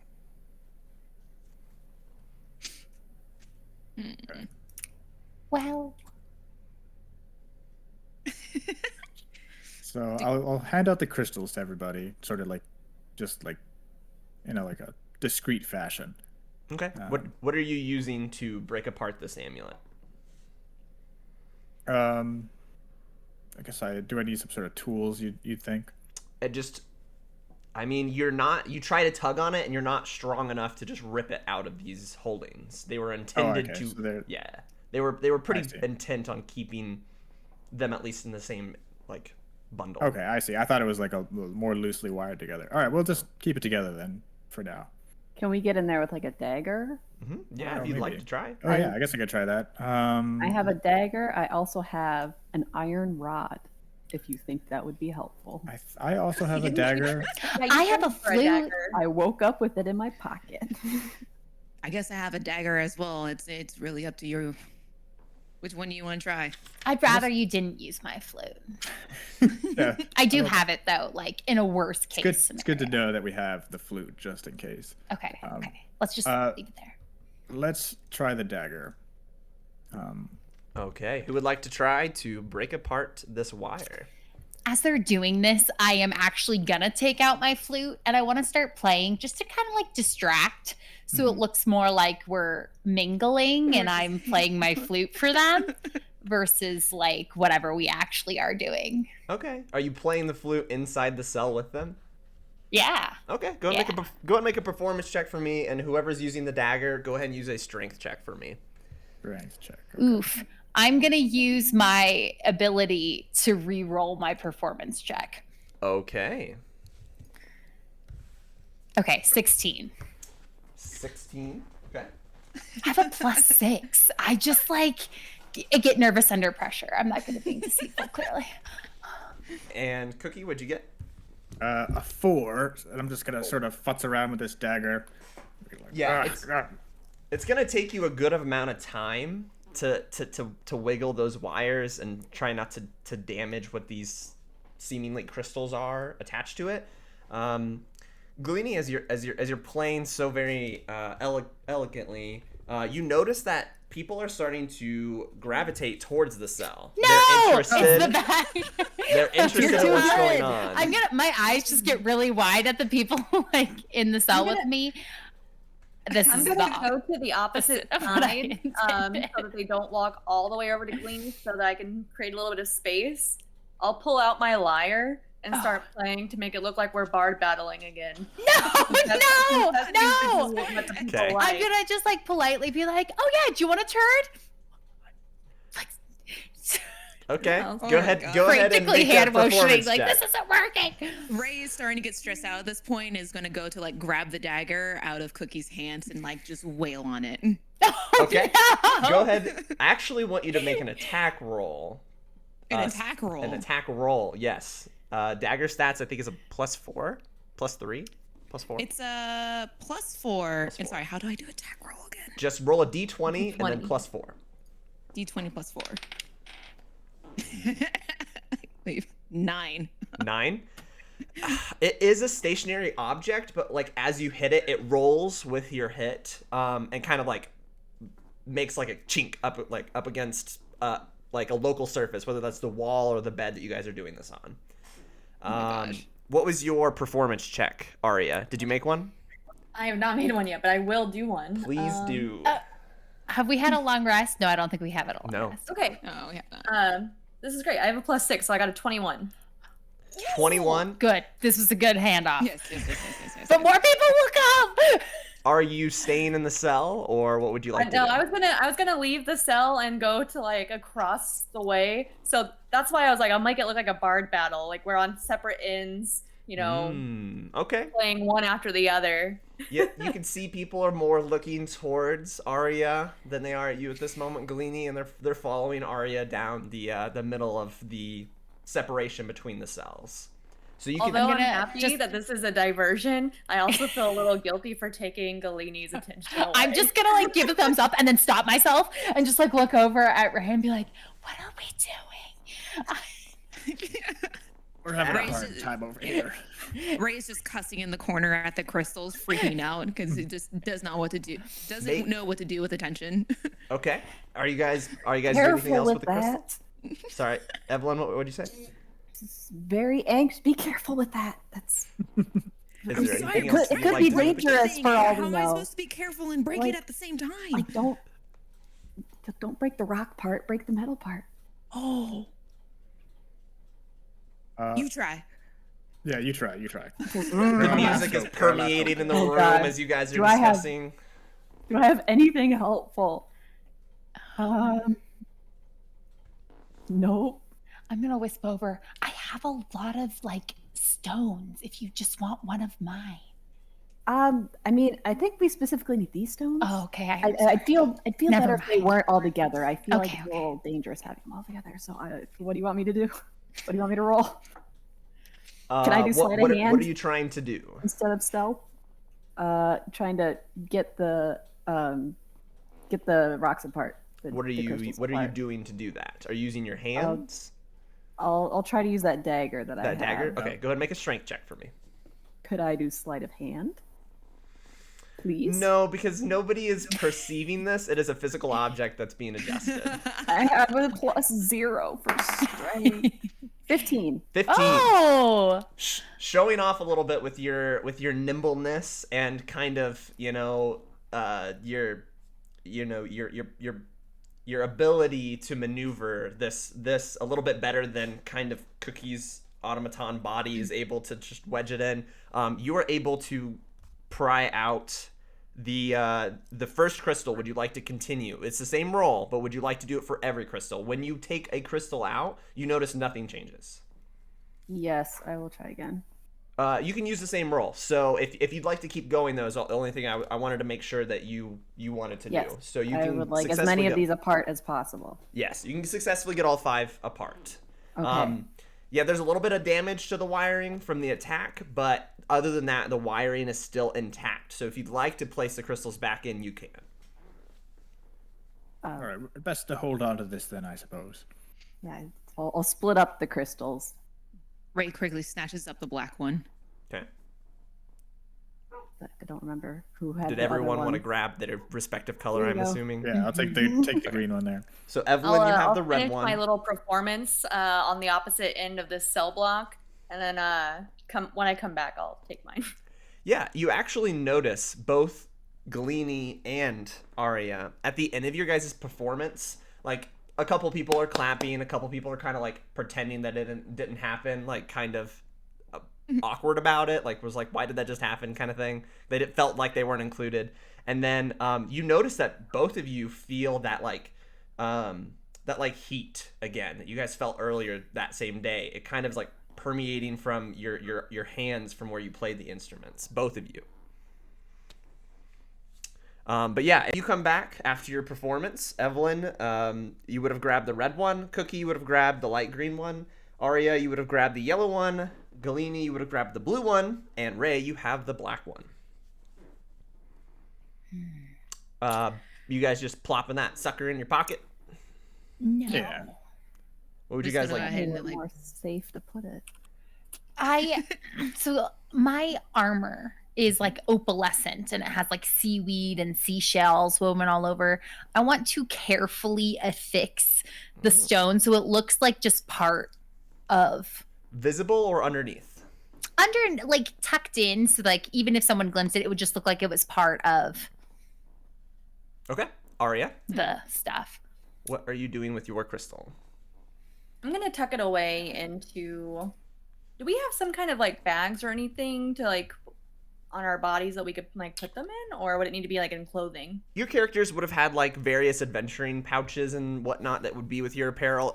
None of that was removed when you guys. Yeah, I'll shove it in one of my pouches and make sure it's like locked up securely. Okay. Also, go ahead and Aria, you notice something when you're in the middle of doing this that no one else does. I sent it to you in your messages. All right, Cookie, what are you doing with your rock? Guess I'll just keep it close. I may try to do something with it later, but just gonna keep it in my pocket for now. Okay, it's in your just clothing pocket. Mhm. Ray, what are you doing with your rock? Your rock is actually very large. It is the largest rock out of all of the 5, I believe. Ray takes a moment to just kind of look at it and watch it kind of like glisten and things like that, and just again shake their head at it and just like hastily like tuck it away. Like there's something about magical things that really throws Ray off. So it's just like going to try, like clearly they're like a lot more quiet than they were before. Okay. Where did you tuck Galene's it? really jealous looking at how big Ray's stone was. And my arms are kind of crossed. Do I notice your jealousy? You said you just tucked I mean, it. she's not hiding it, so Oh, I'm not hiding it. I'm like, no, I'm just gonna like make a very kind of like concerned look over at you and just continue shaking my head. You said you just tucked it away in your clothing? Just tucked it away in my clothing, yeah, in Clothing. my pocket. Okay. And how about you, Evelyn? Evelyn will kind of reluctantly unwrap one of her ears. But both of them are wrapped in ribbon. She'll unwrap one of them and take the the ribbon and make kind of like a necklace so she can keep it under her clothes. Okay, underneath your clothes? Okay, good to note. You guys have a relatively bustling hall that you are in with these individuals. What would you guys like to do next? Do we have know like when a our- sense how late it is? Like how much longer You- this evening? Like post dinner, it's been like this whole scenario has only been about like an hour max that you guys have been doing this. You haven't asked anybody. As far as you guys understand between the players or between the characters, you guys wouldn't know about how long it lasts. Can I look over into Valerie's cell? You said it was her and she has a bodyguard. And was there another person in there with her as well? Yes, a human followed, a white-haired human with some pale skin followed Valerie in, and they're both sitting and they're just making small talk. You can kind of overhear words every once in a while, but everything else is kind of kept hush. The individual, the halfling standing outside of the cell, is not talking with them and is just staring out into the hallway.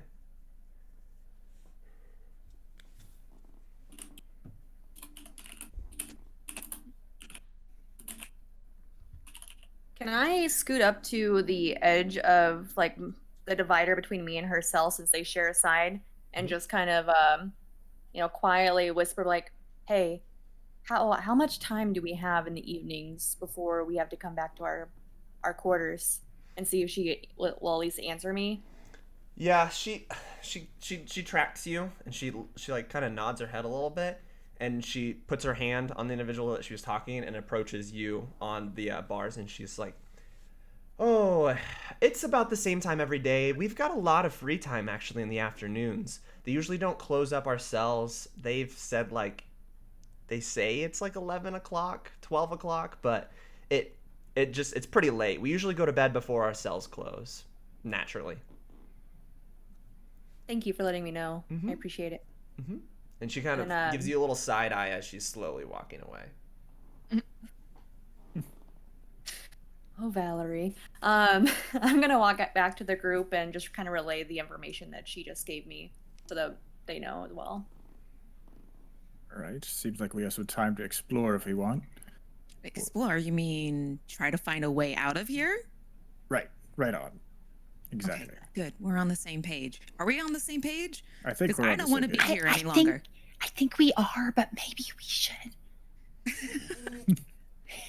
Galene just like conspicuously looks at all the people around like, The halfling, you can hear a I slight felt my chuckle from the hands. halfling out in the hallway, right outside your guys' cell. like, shh.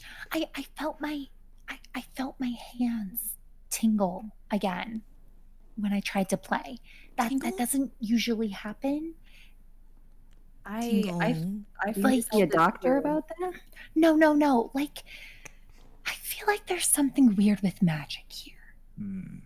I don't really know how to describe it, but like, Was it could've told you the that for people free. coming out of walls or time stopping? like all of that. Yeah, exactly. Oh my gosh. Okay, seriously, I'm glad we are on the same page. Like that feeling right before that happened, it happened again. I felt the burning, tingling sensation as well after I finished my performance. So, I know you guys Cookie, might Cookie, think, Can you play any instruments? Would you like to try a no, lyre? I know that I am quite a good performer, but I should just let you know that like there's more to it too. It's like magical, which is why I think it's magic. Aria, go ahead and make a intelligence check for me. Check, not a saving throw. A check. Okay. I'm not very smart. I got a 3. 3? Never Big mind. dumb You're energy. good. Love big dumb energy. You want to try my lyre? I mean, maybe I'm wrong. It could just be music. You guys hear some like chanting almost from down the hall. Some like nondescript chanting, almost kind of mumbling gibberish, echoing Can we in just- the room a little bit. Can we pick out a language? Nope. I want to check it out. What's going on down there? Okay. Okay, fine. Cookie, I if guess you- I'll go ahead and follow you. Is everyone else tagging along? Are there guards around in this part of the cell block? Nope. No. Currently no guards that you can see in the hall B. Okay. Yeah, if you guys head down, there is the individual in some white robes. This individual's got like a big red diamond on his forehead. I think I've sent you guys it before, but let me go ahead and do it again just for you guys to get a little visual. Ooh, that almost was a mistake. He is like hunched over in a corner of his cell, like facing the corner of the cell, kind of like rocking back and forth, like mumbling this gibberish. It feels like. Oh man. This individual also doesn't have a whole lot of stuff in his cell either. He's got a bed with a mattress. He's got a solo cup and like a plate, but no silverware. Seems relatively like not settled in. I'll Has a walk chest, up to too. this He has a big person and locked put chest. my hand on his shoulder Okay. and just say, "You doing all right there, lad?" He like stops for a second and kind of slowly looks up at you. Who are you? Kind of stands up to meet your gaze. It's a human, black hair, long beard, balding on the top, very expressive every single time he makes a move or a motion. I'm Cookie Ironsides. I just noticed that you didn't have a lot of stuff in here. You one of the new crew here? Kind of like glances around at all of his stuff, and he's like, I don't need stuff. Stuff is just things to get in the way from the brain. So you consider yourself a scholar then? I am definitely one who cares about knowledge greatly. Knowledge greatly. Do you know anything about the Titans? I don't mess with politics, so I would say no. I like the knowledge of the arcane and the greater purposes of life. That's more what I'm interested in anyway. More of the histories, more of the mystical nature of the world here. Would you like to know of the purpose of life? I'd love to know the purpose of life. He like smiles to himself and he like brings out this like small little pocket handbook and hands it to you. He's like, all you need to do is say the first couple words and it'll start coming to you before you know it. Everyone, I think I may have just accidentally joined a cult. Yeah, you We've look all at done this it. book and it is old. It is like crumbling in your giant metallic hands, but you're able to open it up if you would like. And opening it up, and it is uncommon. Okay, well, I'll take a read of what it says. Okay. Or do you want to do something there? Go ahead and Well, roll no, as he's talking, do I notice like any of the other prisoners like watching this conversation? Can I? Yance is staring at this interaction with big wide eyes. Like, Like, can I get a vibe check? Is he trying to like? Yance or this individual who Yance. has not introduced himself? Yance, go ahead and make an insight roll for me. Insight check. And also, Cookie, while you're at it, go ahead and roll a D100 for me. Oh no, D100? Oh, yeah. I 13. love a D100 chart. 13. 13.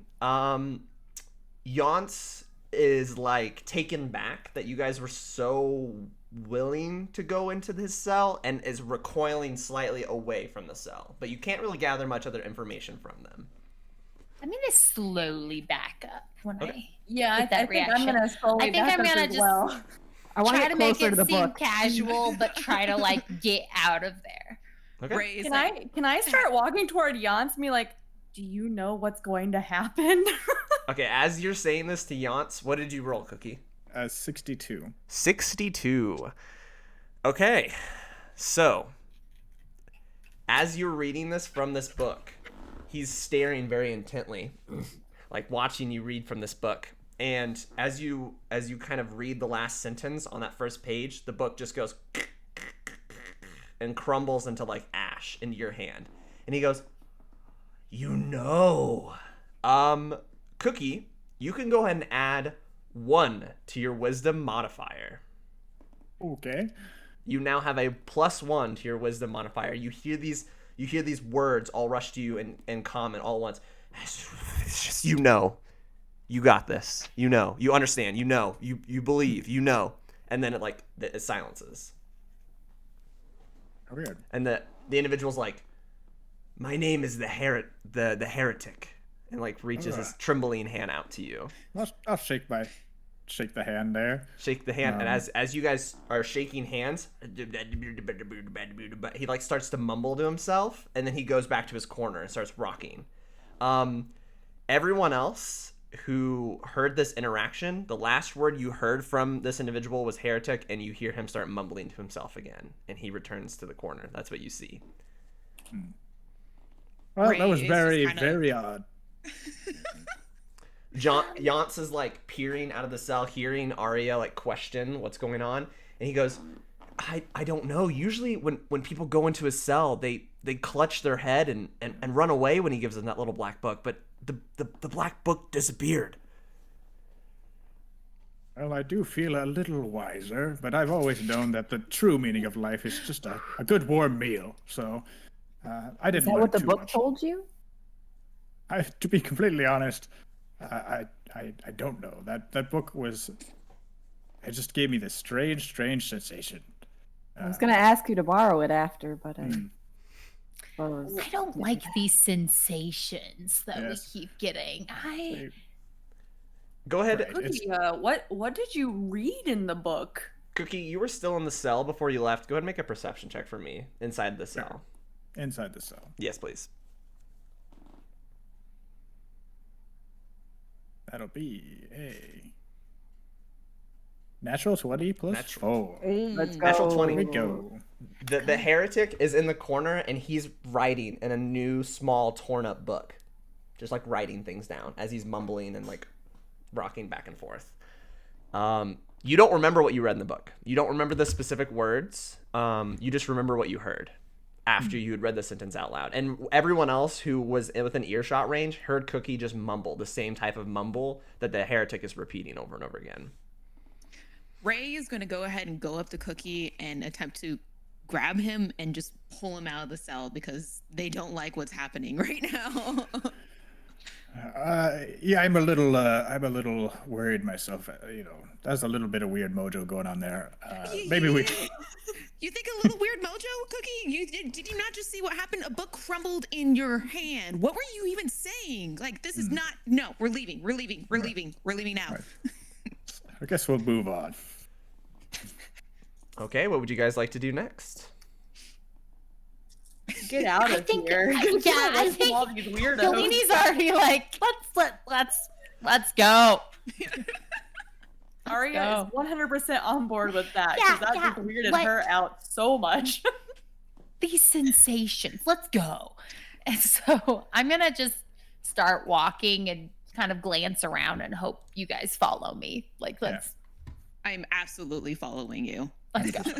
Aria Does it basically look- just wants to people watch as we kind of go and just kind of like see what other weirdos we're gonna encounter.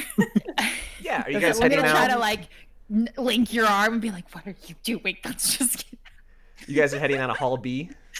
Yes. All right. Heading out of Hall B, you don't see a whole lot of action in the area. You can hear Good. some clinking of metal and stuff coming to your left in the social hall. You see a couple of individuals in the main foyer area. Galtia is leaning outside of the dining hall, just by himself, just hanging out. And there's this half elf with like light blue hair that you guys saw on your way into Hall B, still over by the coal yard door. And that's about it. That's just those two individuals. You guys don't see any guards, any with the exception of like maybe two guards on the catwalk that are playing cards, like up on the catwalk up above. But They're not looking at us at all? no. Nope. And that's about it. You guys have the coal yard in front of you, the balls and dining hall to your right, and to your left is the social yard. And you also have Hall A, B, and C behind you. I'm gonna sort of signal everyone to come into a little huddle for a second. Okay. All right. So, all right. I think the best way for us to get off this ship is to start some kind of revolution. A mutiny, if you would. I know a little thing about mutiny. It's a dark path, but it's definitely a way to make change. I tell you that. I like what you're saying. If I can make a suggestion, do we know once our revolution gets going which door goes out? That's a good question. We'll get there. I'm more of a goal-oriented person than a detail-oriented. I just don't want you to run your whole revolution into a sigil or something, you know? Yeah, I assume Maybe the door some out looking is the one that around. killed someone. So details. No, but Yes. the Life-saving details detail. are important. I've sunk in a few ships in my day, and I think Sakis are knowing how to sink the ship and then get off. All right. I think if we throw Or get enough off guards at the before. sigil, Or we might be able to after. open it. I mean, either's fine. The water's nice, but the boat's not. All right. So I think it'd be a good idea for us to maybe suss out all the other people on this boat. Try to get a good gauge of their motivations and try to sort of see who would be on our side. Do you know who would be on our side? People that they locked up. If we fight one another, we'll get thrown into those cells with those people. All right, that's not a bad idea. But not safe to assume that nobody wants to be on the ship? No, it does seem that some people are just blindly accepting their existence here. So we gotta suss out who doesn't want to be here. It is hard to fight against free food. Should we maybe start in the social hall and just kind of gather more intel on some of the other patrons of this ship, I suppose? Now, Aria, were you with me when we talked to that person that said this was like a 20-day journey to the next port? I think I believe you were. You're referring to Yeah. Kinley, yeah. So I guess we have a timeline, or we could try to get off first. I don't know how much of a timeline we have when there's people who can stop time. How far up is the catwalk? The catwalk is 120 feet up. It's up there. So maybe we'll just go to the social hall and check it out, just to see who's hanging around and what's going on in there. Pretty much whatever Cookie does, Ray does at this point. Okay. Is what everyone wants to do? Sure. Yeah. Aria's on board with that. Okay. If you guys are going to head over to the social hall, walking in, here is kind of what's going on. So you have Barnabas playing a little tune right outside of Grayson's shop.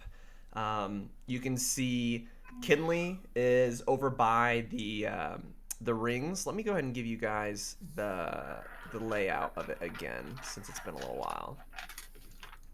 It is... There you go. Yeah, you see Kinley like stretching and like just like warming up something over by those octagon shapes up in the top middle area.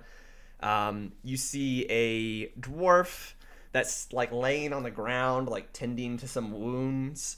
You see some individuals working out. They're like benching, and some people are like curling and stuff.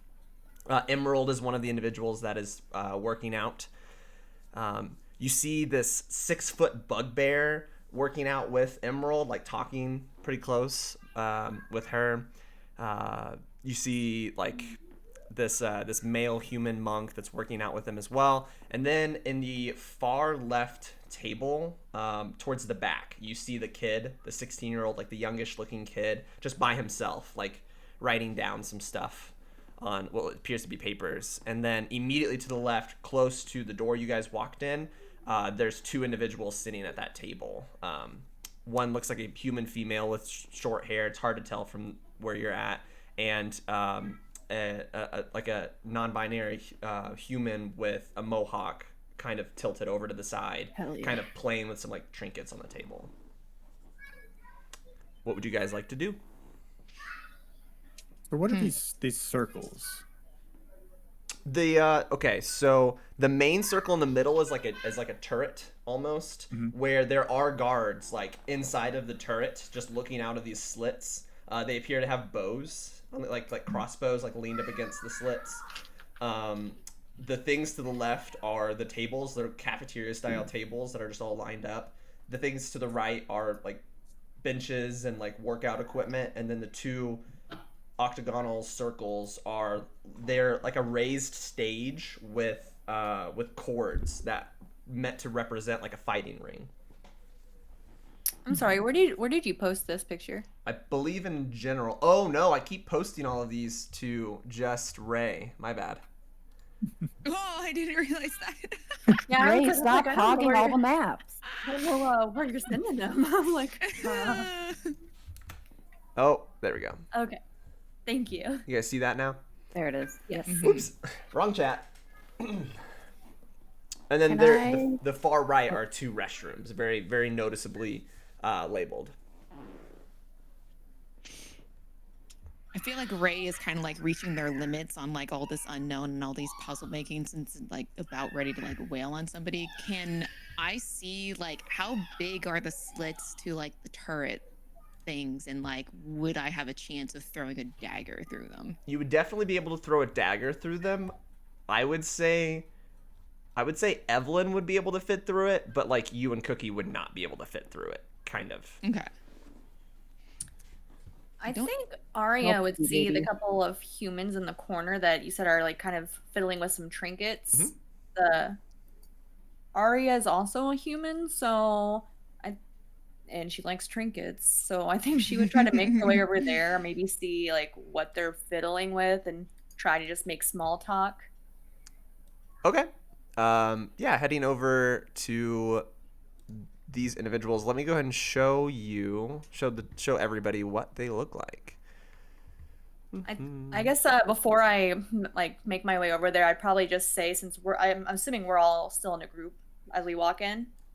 I think I'm just gonna say, like, I think it might be good if we just kind of split up and try to get as much information about the people in here, and then reconvene, because we should all be able to see each other in this place. So if anything happens, we could, easily kind of call or, signal for help.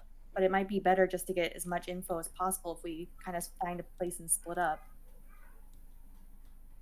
You mean split up individually or as teams? I mean, either could work. Because I just about died back there. Well, do you think any of these people are gonna try and hit you? No, but what if those things come back?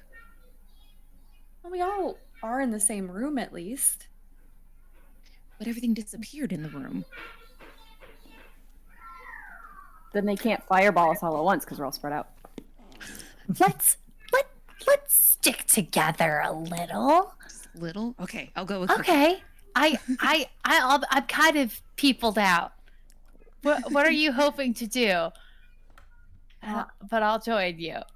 I see those humans in the corner fiddling with some trinkets, so I think I might just go over there and try to talk to them, see what the trinkets are. Can I join someone else? Is anyone else hoping to just like, I don't know, weave or... I was gonna go ask the guy over there where he got his paper. Oh, okay. You can come with me if you want. I won't make you talk to him. Yeah, I'll go with you. Are you referring to the 16-year-old in the corner? You said somebody had paper. Yeah, I'm there was a interested. young kid on the far table by himself, like drawing on paper. Okay. Yeah, I want to know where he got it. Was there anybody standing over by the boxing ring? Yes, Kinley is like stretching or something like by the boxing ring, and there's seems to be a dwarf on the ground that is tending to some wounds. Okay. I'll go ahead and nudge Cookie and be like, hey, I know that person. Kinley, Let's- I think. Yeah, let's go over there. I want to check out that boxing ring. I love a good fight, so Sounds could good be to fun me. to could be fun to blow off some steam. Aria, you're still heading over to the two humans? Yeah, I'll go solo. Okay. Heading over, these two humans kind of look up at you and acknowledge you coming. Oh, what can I do for ya? This individual with the metal arm is like messing with her metal arm with like some screwdrivers and some like other trinkets that are on the table. Like looks like they have it all laid out pretty particular in front of her. Oh, well, I saw your trinkets, and I was just a little curious. I'm pretty new here, so I was just trying to, meet some other people, and you know, figured I'd come say hello, see what your trinkets are, if you're, maybe if you want to trade or. She sets her screwdriver down and kind of stands up and like uprights her hand and sticks it out. Hello, my name is Linda Lockhands. I reach out and shake her hand and said, Aria Swift. Nice to meet you. Her grip is a little uncontrolled and smashes your hand like a little bit when she goes to shake it. And this is my colleague, Not So. And Not So kind of looks up at you and like nods the head and goes back to what the trinkets that they were messing with. All right, well, my pleasure to meet both of you. What is your name? My name's Aria Swift. Aria, and you see Linda like take a little notepad out and is like trying to fumbling it with her hand and kind of eventually gets it out and starts writing your name down in this little notebook and closes it really hard and like smashes it and then puts it into her pocket. Well, it looks like you are you in the business of creating trinkets, or what kind of dealings do you do over here? You could say I stumbled upon it and I've had to adapt. And she's like opening it and closing it really hard. Gotcha. How long have you been here for? Has it been a while that you've had to adapt? I've been here for approximately 3 trips. Oh, I guess I was on the assumption that if you were brought on, you're here for 1 trip and then you got off. That's not the case then. Well, I did get caught a lot more than I intended on what I was doing, so they gave me a pretty long sentence. How many more trips do you have in store? I hope just 1. Yeah, I hope so for you as well. So how have you been making do? Like how, did you have to create that whole hand since you've been here, or was that I had a little bit of assistance. I was in a cell prior to this, and I was able to get some resources to my cell, and here I was able to expand. You should see my cell and like here compared to anywhere else. All right. Not So's like staring at you guys the whole time, just like very intently, like looking you up and down, looking at Linda, looking you up and down. Well, these trinkets that you've created, what are they? What do you use them for? Well, mainly they're little functions that I can swap in and out of my hand. And you see like her pick up like this little boxy looking thing, and she puts it into her hand, and she like folds it and opens it up, and there's like an ace of spades like in her hand. And she like puts it back in and takes out the little container and puts it back on the table. That card. What? Is there other things that you can hide in there to have them flip out at convenient times, or is it just for cards currently? I mean, I'm up for a challenge. I don't have anything in mind just yet, but if that I can come up with ideas if you need any sort of ideas for potential trinkets. That's good to know. Are you friends with Val?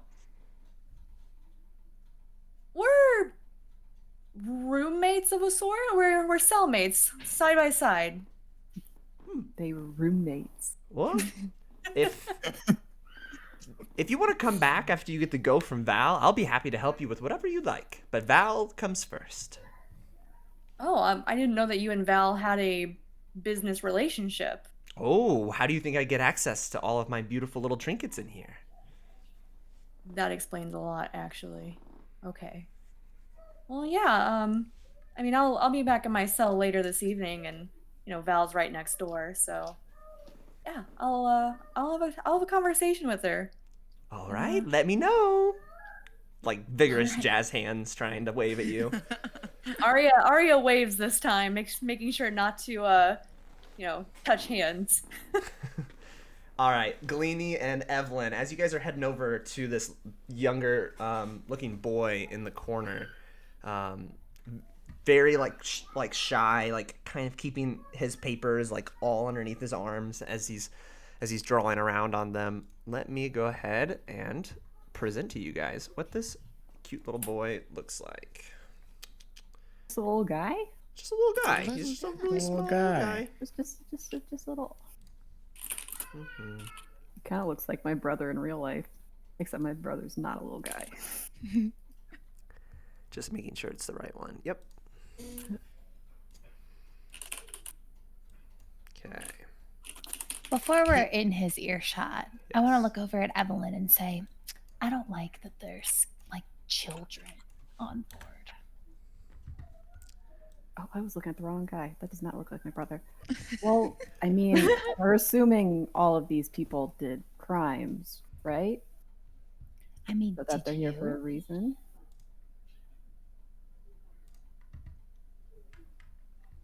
Yeah, so I didn't go through the full like court process yet, so I was not proven to have done anything. I didn't do anything. Well, how'd they get you here? I was being nosy and watching people that were being taken on board. They froze me and kidnapped me. Oh, so you saw something that you shouldn't have. I don't know. They saw people guiding people I had met at a hotel towards the courthouse. That might be, maybe I wasn't supposed to see. I suppose. Is that enough for jail, though? Well, I guess it depends on who you pissed off. If you being nosy and someone real powerful or I don't know. important, you can just disappear you. Yeah, but shouldn't you have been convicted first? Before the sentence? Well, I'm not entirely sure that this is part of like. I think this is something separate. I think like the people who took us are not with like the guards or the police. I think this is something different. Oh. Like when I was in jail, someone came in and like, kids want to play too. It's so cute. They're pretending to be cats right now, so.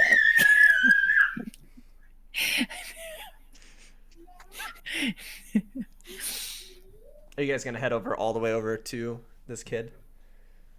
Yeah. Yeah. Yeah. But I don't want to be close to him when I'm talking about him, Okay. so I'm moving kind of slow. Right next to him. I hate that they're children in this Yeah, no, place. I want to chat with Evelyn on the way there. I understood. I've got Yeah. some sense of decorum. Sorry. So, would you guys like to head there, or are you guys continuing your conversation in secret? If I have more to say, I don't remember. I don't know. This whole thing, I don't really understand what's going on, but I don't even really understand why we're looking to get to know all the people here. Like, I guess maybe I don't see the end goal, but. I mean, I'm not really looking to make friends. I just want paper right now. Okay. I can follow that goal. Yeah, let's go.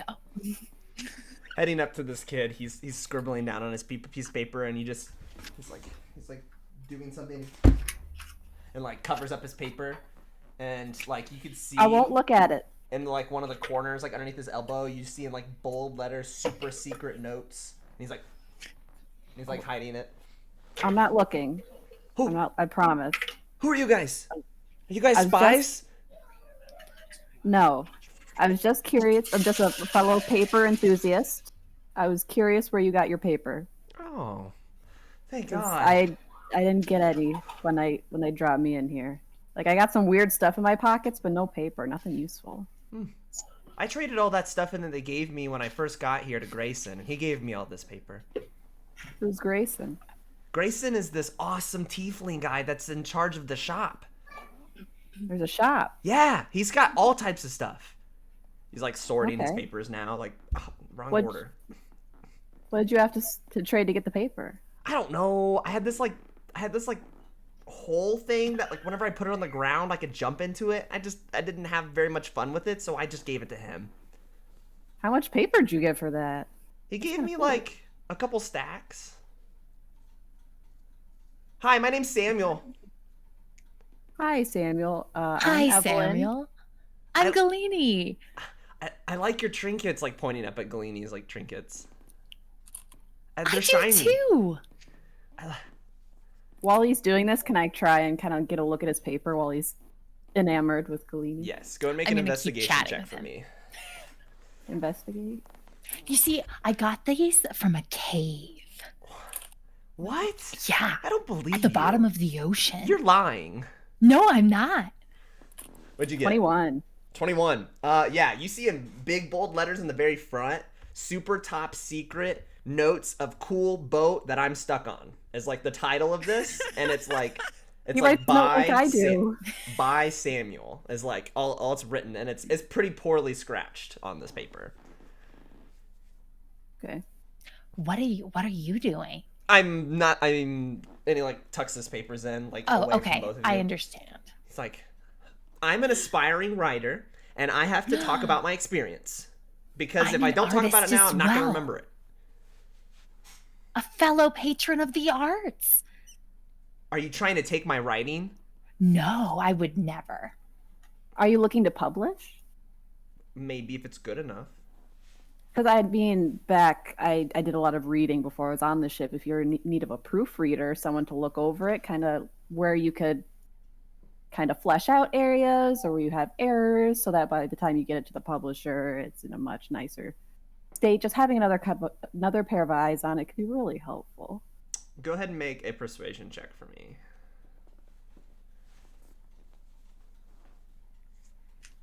8. 8. Wait, am I helping though? I'm helping. Kind of like thinks about it for a second. He goes, you know, the very first question I asked if you guys are spies, all of the questions afterwards leading to spies. So Wait, let's fair. just spies say for smart. who? I'm already Spies writing for a new who? chapter with your guys' names on it. Ah! And starts I going Can can like, my see name in be a first? book. what? No. Well, it would be alphabetical. My name would come first. Of course. What kind of a writer do you think I am? See, this man has standards. Goes back to writing. Kind of ignoring you guys, but also kind of just leaving his papers out, like, as he's writing, but accepting the fact that you guys are there. How long have you been working on that? Just for 2 trips. 2 trips? Looks like you got a lot written down you get a lot of free time to write? I mean, it's been like, I don't know, like 25 days.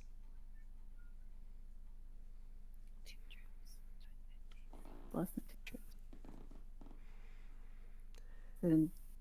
And we're kind of new here. Anything new people should know as someone who's been around the metaphorical sea a few times? Okay, well, this isn't too much of a spoiler for, like, my book. So I'm going to give you guys, right, like, yeah. the I want to cliff read it when it notes. comes out. The cliff notes. Yep. This boat's got a lot of groups, and they really like to stick with their groups. Are you guys friends with Urang at all? I don't think I know that. Urang is the large orc that was sitting at your table, Galene. I don't think Evelyn has formally met Urang. I know of him. Okay, well, if you talk to Urang, then I can tell you anything you guys want to know. I'll even let you proofread my book, but I'm not doing that until you've talked to Urang. That's fair. And where can we find Grayson? Grayson's shop. And he, like, points over, and there's, like, a box that's just labeled, like, shop over in the corner by the bathrooms. Oh, if only I could read. That's He kind of giggles himself. well, thanks. Samuel, I look forward to maybe reading your book in print someday. You could better prove it. And, like, moves over and starts writing again. You can see, like, in big bold letters, it's like chapter 19. 2 crazy people come and start talking to me about the boat.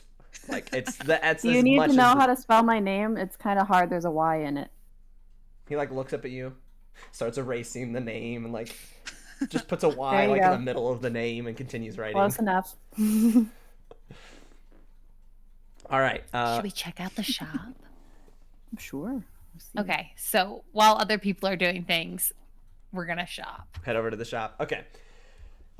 Cookie and Ray, you're walking up to. You guys have seen Kinley already, but let me show you this other individual that is seemingly holding like a pretty big wound to his face. Where are you? It's in the bees. Cool.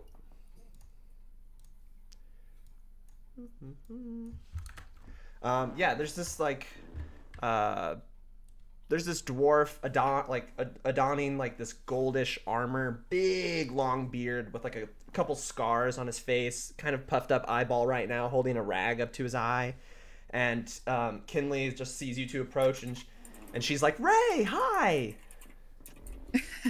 I'll go ahead and wave back, but Ray's horrible with hands. Be like, kindly, hi. She kind of like stops for a second and will take it. And she walks up to Cookie and she's like, hi, my name's Kinley. And like kind of like looks at you. Ray just kind of goes, oh shit. Are you guys oh, sorry, what's up? Oh yeah, I'm Cookie Ironsides. Cookie. Oh, nice to meet you, Cookie. Are you fixing a scrap? And she points back to the ring. I do love a good scrap. I was just gonna chat with this dwarf over here and check him out. I know a little thing about medicine. Sounds like he looks like you really needed to check on him. I wonder how that happened. And she's like rubbing her knuckles and like cracking him. Stares up. But before I go chat with him, you seem to know your way around the ring. What's the deal? Is this just for fun? Is there anything we can get out of these fights? I mean, I've definitely been in a wager better once or twice. You can wager things here. Same thing with the tables. People play cards all the time. Good. What do people play for most of the time? Just stuff. Okay. Kind of like a barter system here. Who's the toughest fighter out of everyone who fights? She looks at the dwarf on the ground and kind of smiles to herself. I'm a little biased, but I'm gonna say me. Cocky, I see. All right. Well, I like confidence. Very nice. Ray, do you have any questions there? I'm gonna lean over to Cookie and like whisper in his ear. Look, I like this idea of a revolution you have. I think we've got to show that we're the strongest people here. We should fight her. All right. I like that. Assert dominance. Very good. Right. Exactly. Right. You were kind of in a bad way, but I could try to go for a scrap, I suppose. Are you talking to me? Are you saying I'm in a bad way? Oh no, I was sort of talking with with Ray. Okay. Yeah, I'm still missing two hit points. So yeah, all right, Kinley. When do you want to fight? Do you like fighting now, or are you still tired from your last match there? Oh, Bullgrush. Old Bullgrush is just a warm-up round. I smack on him any chance I get. You can hear Bullgrush like holding his face down there on the ground. Right, We can go right now if you're ready. Let's do it. Let's get it on. All right. I'm going to go ahead and drop kind of a very simple little mini map of what it looks like. It's just like a very typical octagonal ring with like Kinley gesturing to one corner as she walks across to the other corner. And she kind of like puts up her arms and starts stretching some more. She's like, all right, we got a couple house rules here in this beautiful boat if you're willing to agree with them. So we have no weapons, nothing sharp. It's all fists. And magic is kind of like not super chill. And if you escalate things, then your opponent's allowed to escalate things. So just keep that in mind. Don't bring any chairs in here. Last time someone brought a chair in here, the guards had to get intervened because they almost killed somebody with it. So the guards will watch us for this fight, but they'll stay in their little post for the duration of it. If it gets out of hand, they will intervene, and it is expected that we do not hurt the guards. So, do you agree to the terms? Yeah, sure. Do you want to put anything on this fight? Let's see. Do I have anything worth putting on here? Ray raises her hand. She's like, "I got something beautiful for you," and offers up their blade with the stone on it. Ooh, What that's do you a have beautiful that can blade. match this? Okay. You see her like check all of her pockets and stuff. She pulls out like a pretty large like bottle looking thing, and there's like really fluorescent red glowing liquid like circulating inside of the bottle, and she puts it up on the counter. She's like, "How about this?" Not too sure. What does it do? I mean, I kind of take it in small doses just to kind of feel a little bit better throughout the day when I'm working, but it's tend to close some of my wounds when I drink it. Health potion. Could be handy to have one of those flying around. Wow, this is a very valuable blade. I think we might be able to do better than that. This is all I've got on me right now. How about an IOU for the future to add on? We could always use a favor if we need to call on you for something. I say that's a good wager. Okay. So we've got the blade for my bottle that I've already sipped a couple sips out of, and an IOU. Okay, I can do this. And like as you guys are talking this out, the people who are working out, like Emerald comes walking up, this ginormous bugbear individual comes like lumbering up. This individual in kind of like leather armor comes up and like starts watching as well, waiting for the fight to happen. Is there anything you'd like to do before we get started? Let's see. I think I'm all ready to go. All right. Let's get ready to rumble. And you hear one of the guards like from the stand go, "I'm watching, you're good. Go ahead and roll initiative for me." All right. That'll be 17. 17. She comes sweeping down underneath you and hits you with an uppercut before you even have a chance to respond. Ooh. She is... You're made of metal, so she very easily glances off with that blow, kind of stumbling back a little bit, look like inspecting you now that she's up close, and she's like, "I'm faster, but I guess that didn't help. Go ahead, take your turn." All right. So I'll just go for an unarmed strike here. All right, yep. Go ahead and roll for me. Gonna be a 13. 13, you hit. Go ahead and add your strength modifier to 1. So 1 plus your strength modifier. It's just gonna be 1. 1? Okay. She like stumbles back from your blow, and she's like, "Maybe I should have thought twice against fighting a robot." She kind of shakes her head, and she comes back in for another strike. Does a 13 hit? Does, yeah. It does? Okay, she comes across. She like comes a little bit closer to your like neck muscle and your ear jaw, where it kind of affects your robotics a little bit. Go ahead and take 2 damage. Okay. And that is the end of her turn. What would you like to do? Guess I'll just go for another punch. I'm trying to think if there's anything fun that I want to do here that won't violate the rules. There's nothing Ray is, against like, using viciously magic. cheering from the side. Do we notice? Do the rest of us notice this happening? You could definitely hear some like heavy stomps from Cookie rotating around in the ring with Kinley, so you'd be able to hear at least that from where you guys are walking across. Can I sneakily intervene? What would you like to try? I would like to try to use my mage hand just to trip her up a little bit. Okay, go ahead and make an Arcana check for me. That is a 15. 15. Yes, that you see her kind of like go to like cross to like get out of the way from Cookie's next move, and you see her like stumble over her 2 feet, and she goes down to a knee and elbow. She's currently considered prone. All right, so I'll just go for another punch then. Go ahead and use it. Go ahead and attack at advantage for me.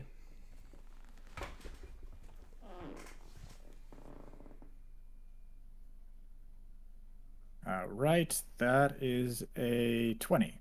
20, you hit. So you do 1 damage. So you come down with like your elbow, like as she's on the ground. She kind of stumbles the rest of the way down and looks up, and she's like, like pushes off of you a little bit to stand back up. You got lucky. She's like looking around at the ground. She's gonna like think about things for a second, and she's gonna like back away into one of the corners of the octagon and kind of lean up against it and wait. What would you like to do? I'll just yell over her. You can quit at any time, but we win the wager. Nice try, Rust Bucket. She's waiting. All right. I guess I'll go in for another attack. All right, go ahead and make an attack roll for me.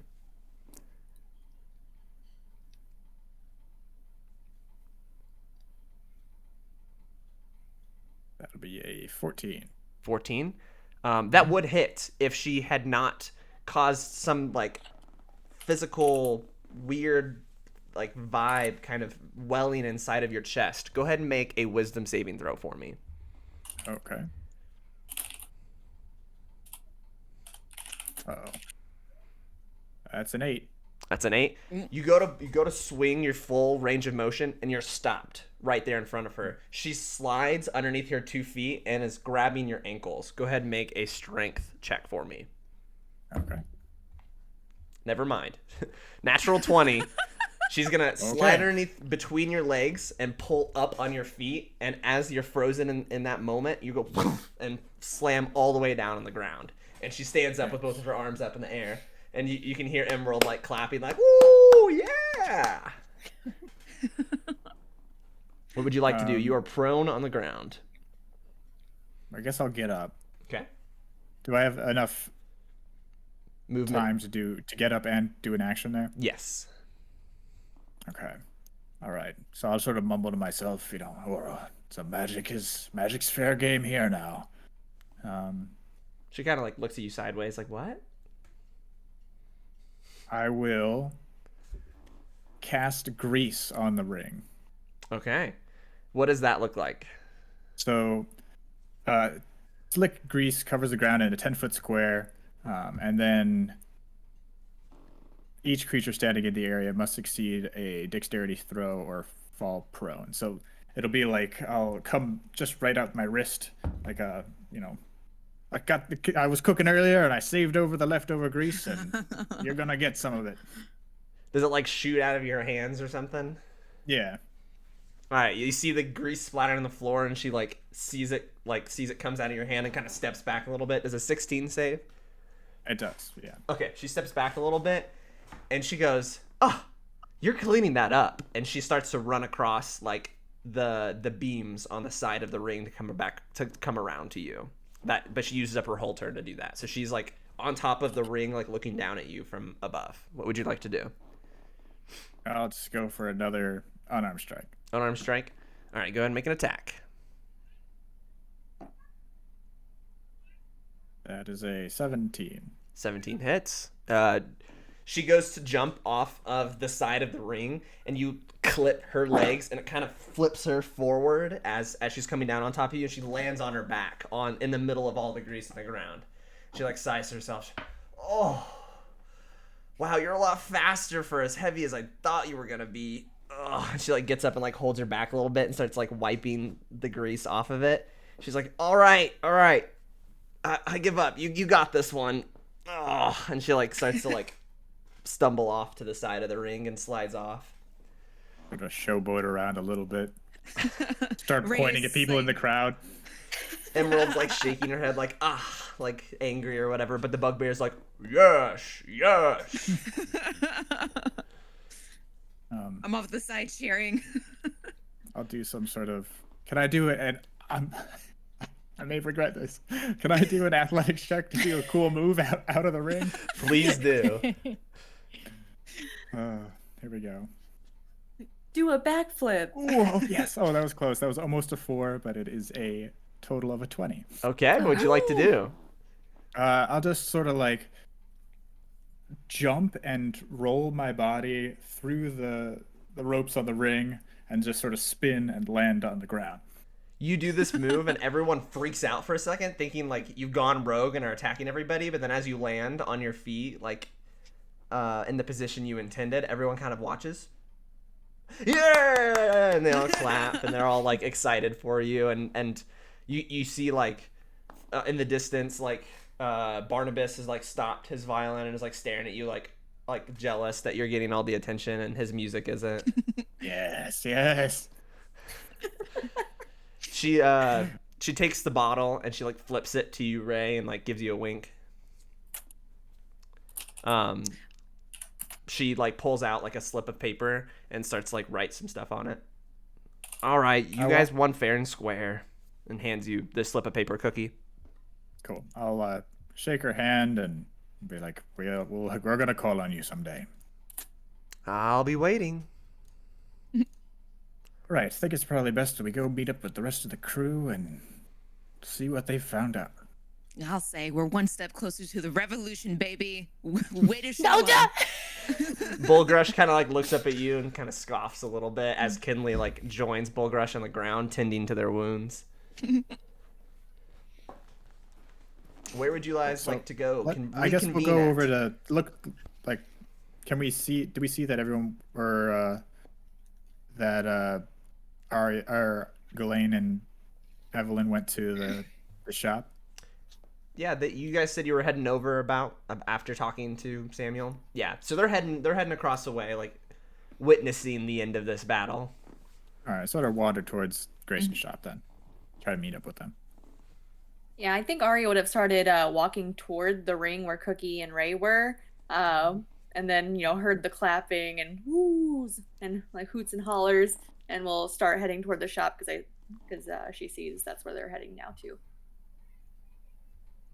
Okay, what would you guys like to do?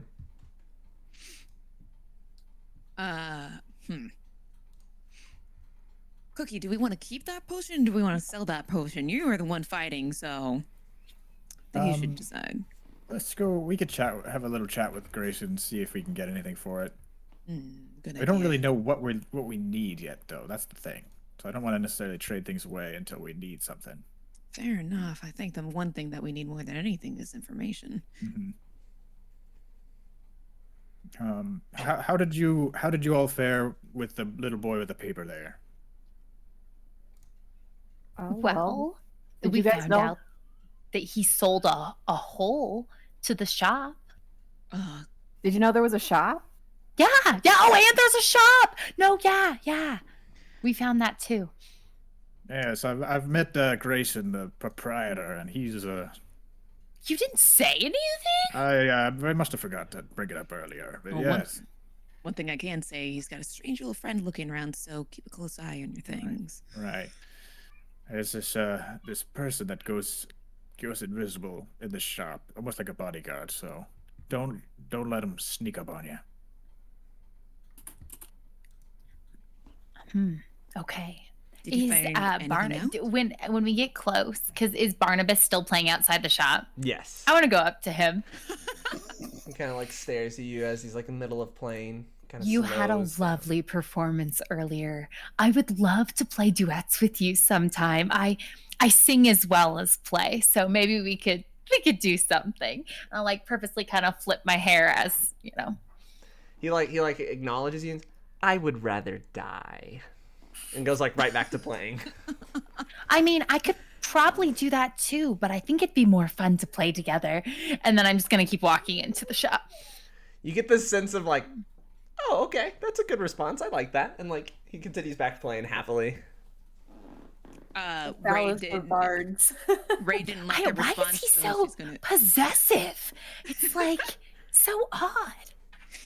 Ray doesn't like the response, so they're going to attempt to use their mage hand to just kind of smack the violin out of their hand. Go ahead and use an Arcana check. 14. He like it flies back into his face as the middle of he's playing and kind of looks around real quick. I kind of make a wink at Galene. I'm gonna stop. Turns playing very slowly, very cautiously, looking around the room. All right, so as you guys head into Grayson's shop, who is leading the way? Who's first? I kind of walked over first, so I probably am the one opening the door as we all. I think I'm the last one to kind of pop in because I'm just following. Gotcha. Ray is also kind of in the back, is just kind of like looking around for that person right now. So as Galene, since you're first, since when you're walking in, go ahead and make a perception check for me. Okay. 16. 16. You notice as you walk in, there's an individual leaning on the counters. Like, it's a human male, very simple gold clothing with some like brown tattered pants, about 6 foot tall, like just leaning over it. Apparently in the middle of a conversation, looks over at you really quickly and disappears. But as Can you I all, like blow a kiss at him? you don't hear any response. But as you all walk in, you see Grayson come up from behind the counter, and he's holding like this little miniature chest in his hand, and he's got like a bag in his other hand. He goes, "Oh, hello, welcome to Grayson's shop. Can I get you guys anything?" Like sets some stuff on the counter, and he's like holding his chest. I'm just browsing. Do you all need anything? Well, I was curious what some like paper and a pen might set me back. Oh, we've got a small currency going on here in the prison. It's about 1 copper per page. But I'll do a deal for you if you want a big pack. I can do it for 5 copper. A pack of 20. I don't have any money. Do you have items? I have some items.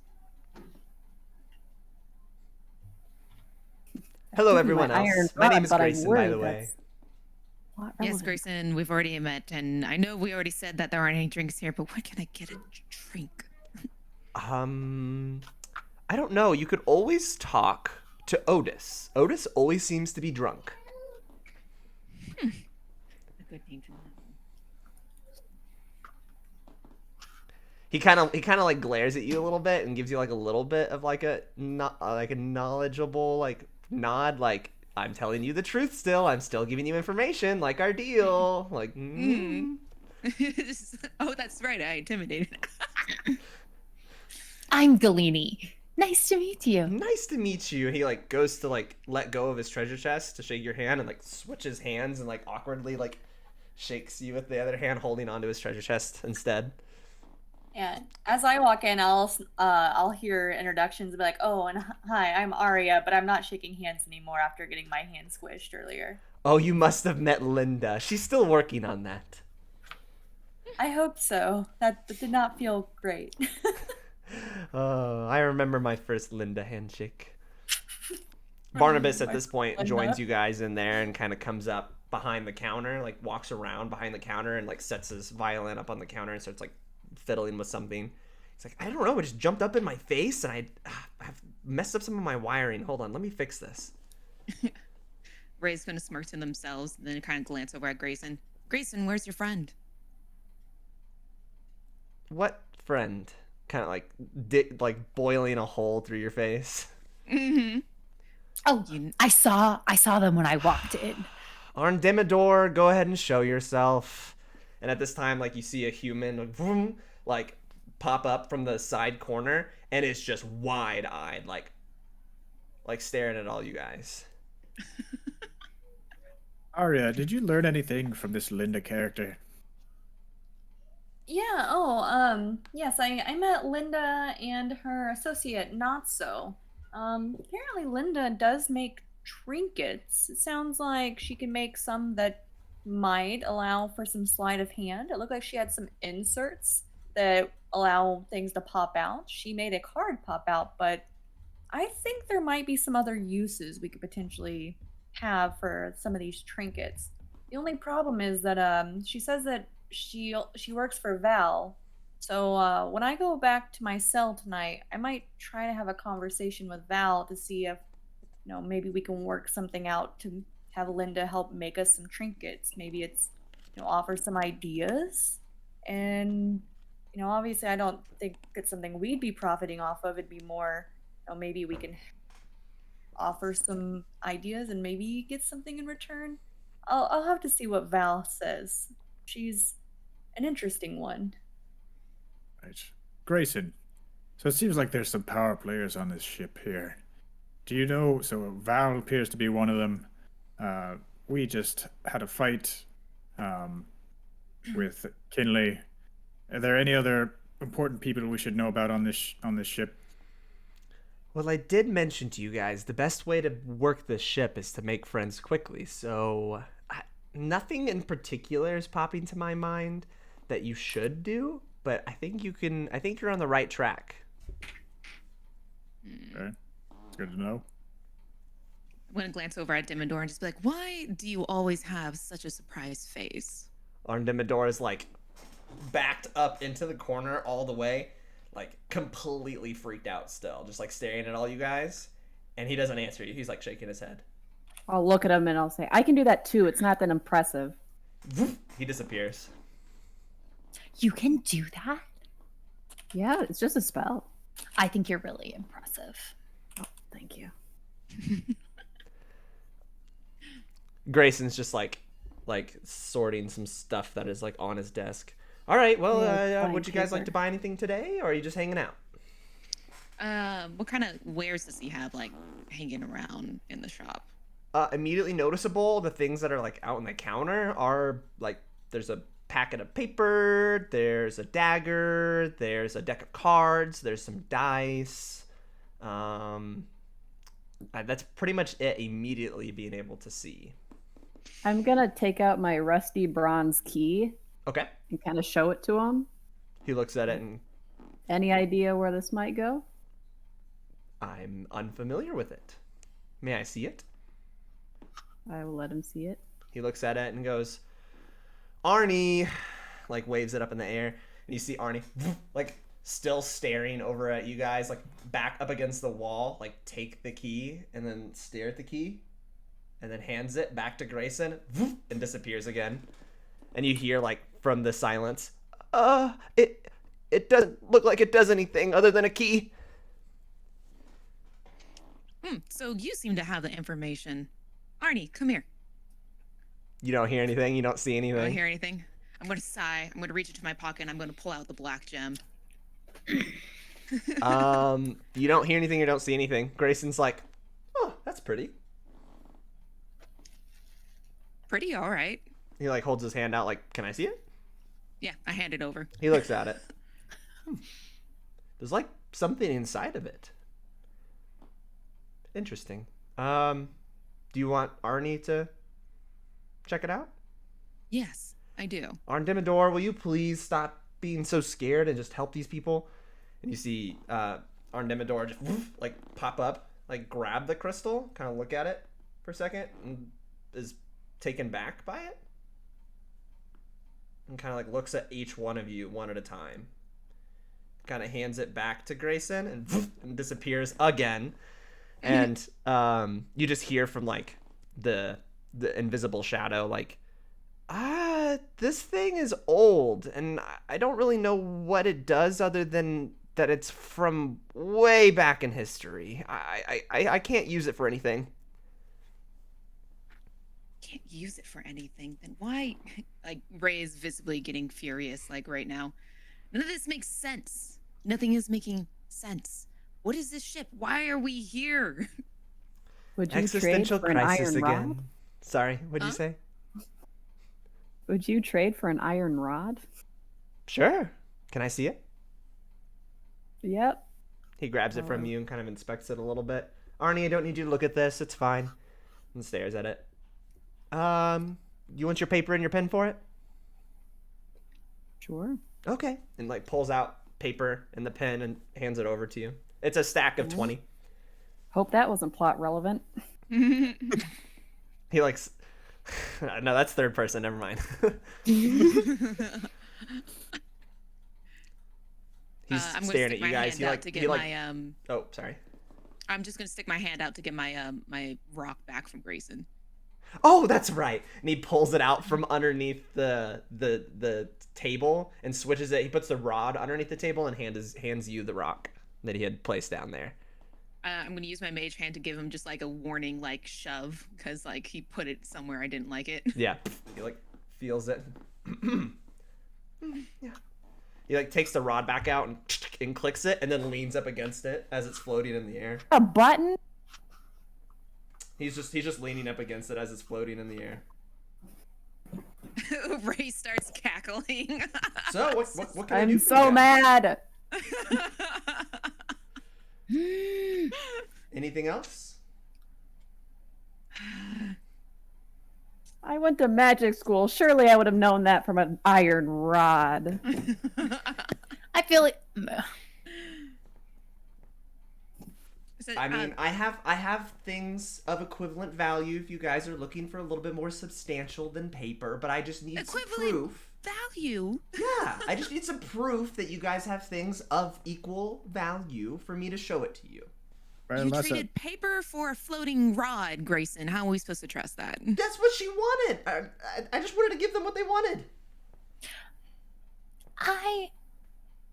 I want to believe you. Can you show us some of those other things, please? He takes the rod from its floating position and I would like to maybe hold it while you're looking, or at least, I want leave to it on trade the counter. back. Are you referring to the rod? Well, yeah, because I mean, you said that you had other things of value. I'd love to see them. But why do you want to hold on to my rod? Well, I'm Why- concerned. For what?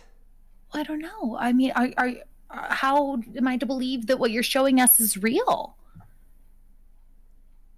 Okay, when I see equivalent value, I'll pull out my You just goodies. did. Well, no, wait. Go and make a persuasion check for me. 25. 25. Evelyn He looks has at you and he paper goes, on her.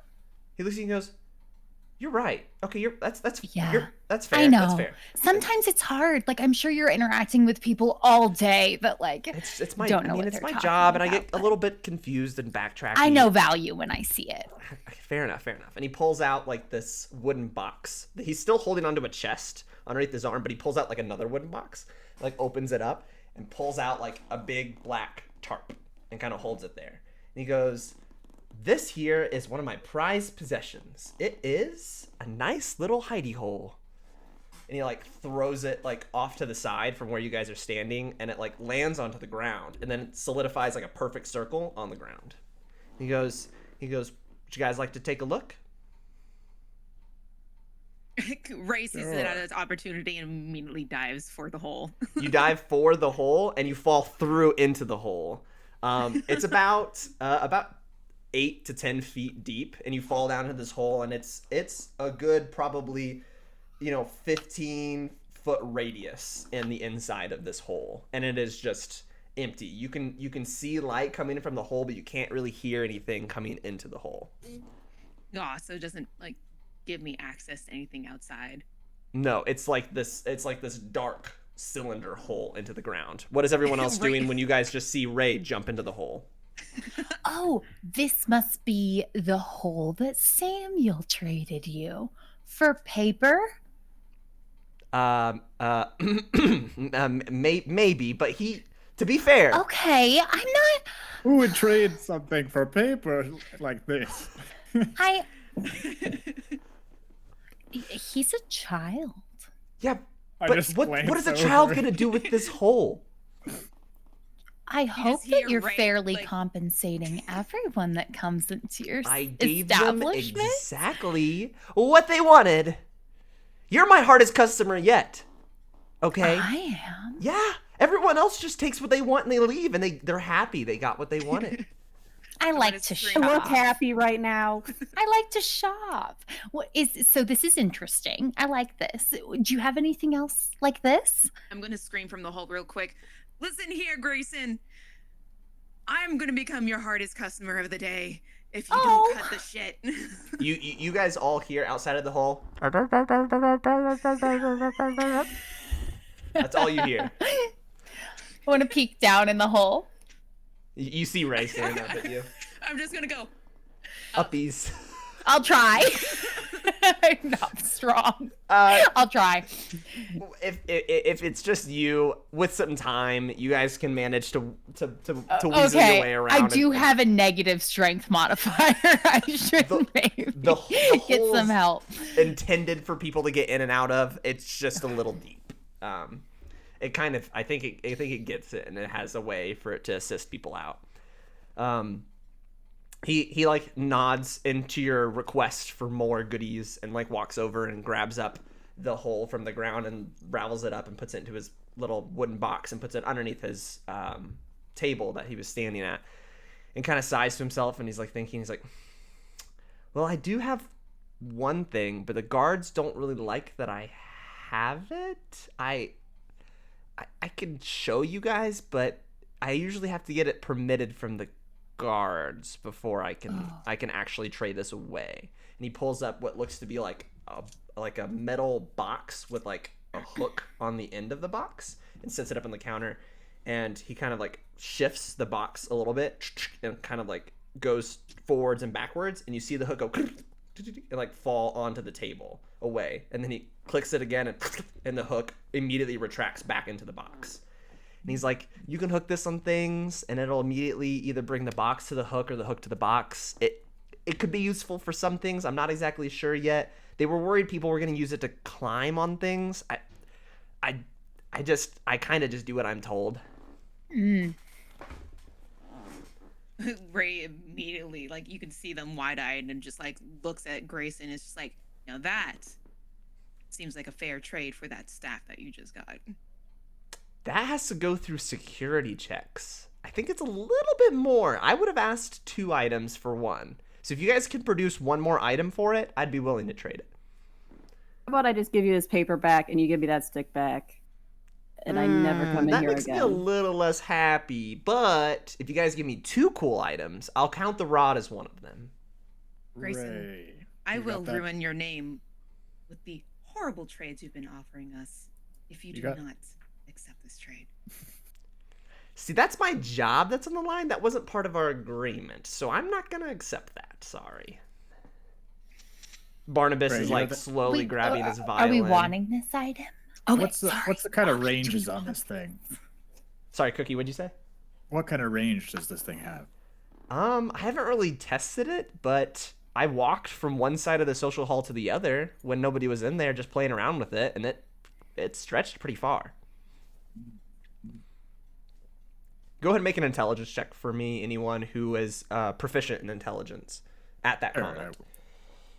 So bards have half proficiency. Can I? Yes, I'll count that. Oh, that's not good. That's a 6. Wait, I lost it. Oh, up here.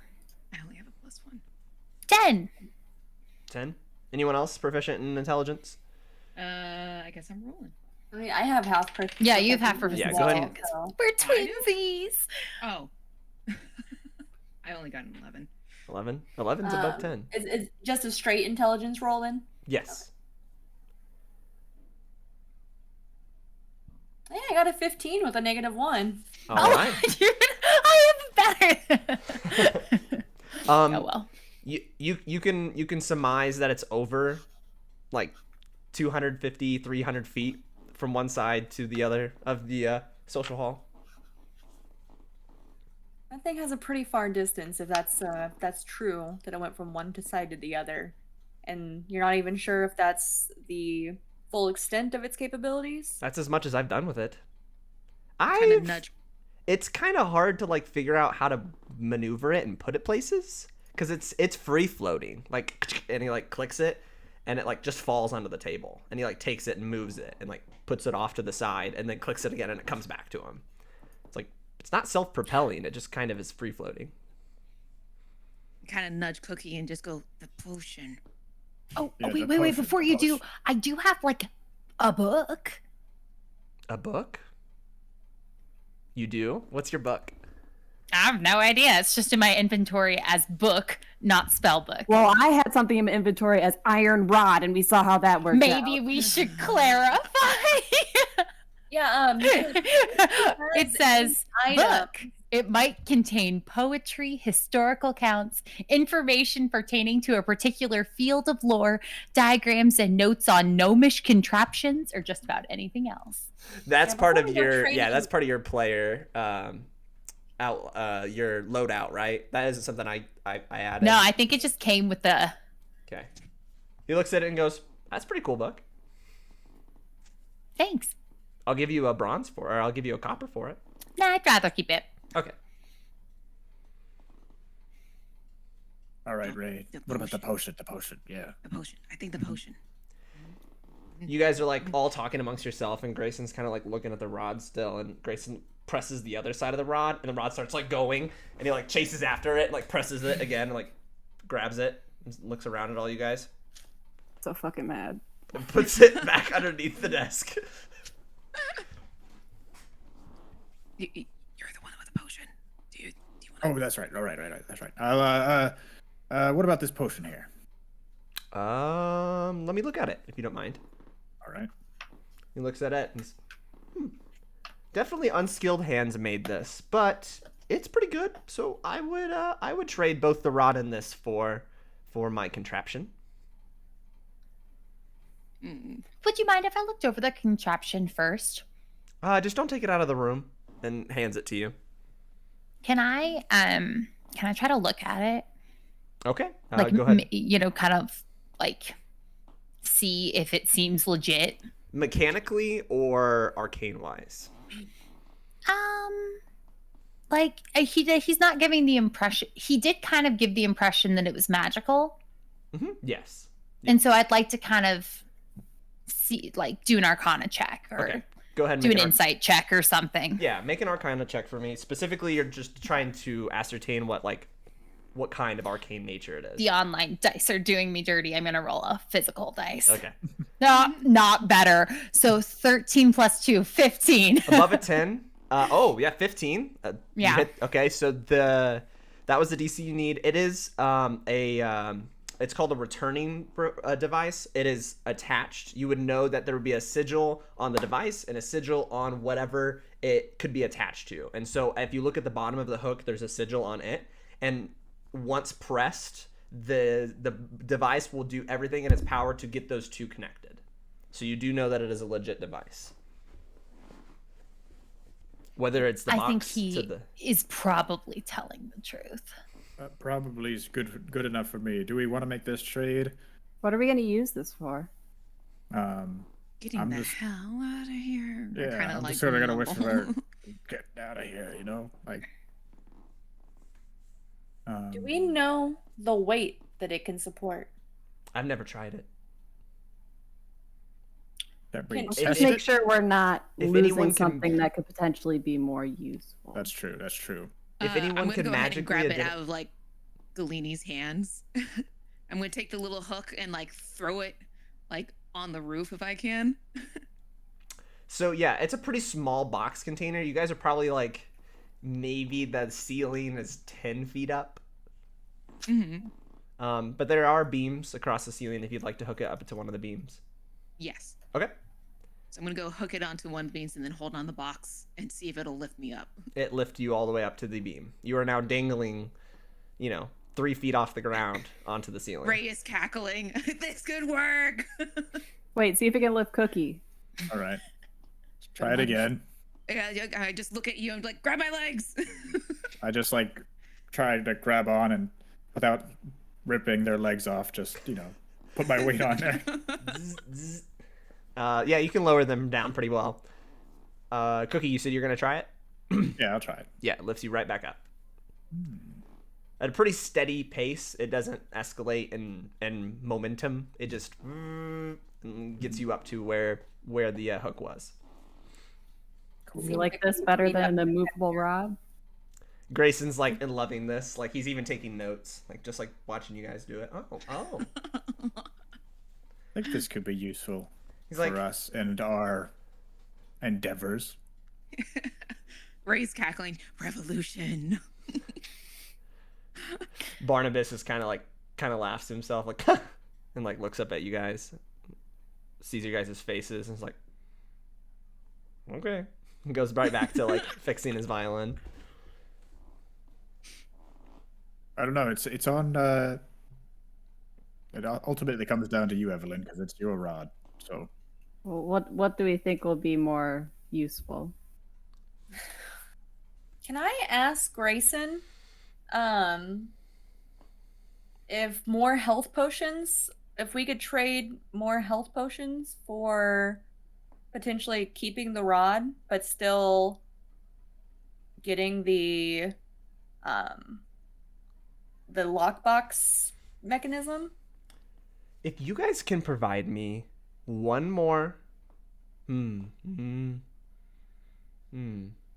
I usually request 2 items per 1 item of significant value. So, if you'd like the rod back, I will take 2 items of significant value for it back. But I do have this deal right here, right now. You've already traded me the rod. I understand the value was not seen at first. So if you'd like to trade me one more thing of value, I will gladly let you get this contraption. What about four potions? We get the rod and the lockbox. If you have 4 potions, I would be willing to do that, yes. I haven't. Hello? We were talking about how internet. That was really it. That was kind of... But I am back. The internet just completely turned off and turned back on, is what it did. We leveled up while you were gone. Ah, okay, yeah. Go and roll your hit dice now. Surprise. Yeah, so you said you wanted to trade me what item?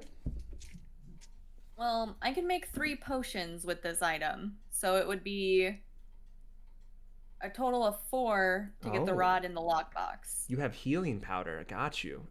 Yeah, this item would require someone to instill some of their magic essence to create the potions. So I would consider that 1 item. Because they have to be handcrafted. You said 1 item. Yes, that's 1 item, and then we have the potion is another item. That's 2 items. Okay, so you have 3 items now for the trade. So so far you're wanting the iron rod back, right? And my mechanism. I'll give you your paper back. That's still 2 items for 2 items. And the paper. Oh, and the potions. Yeah, and the paper. You should maybe work on your math.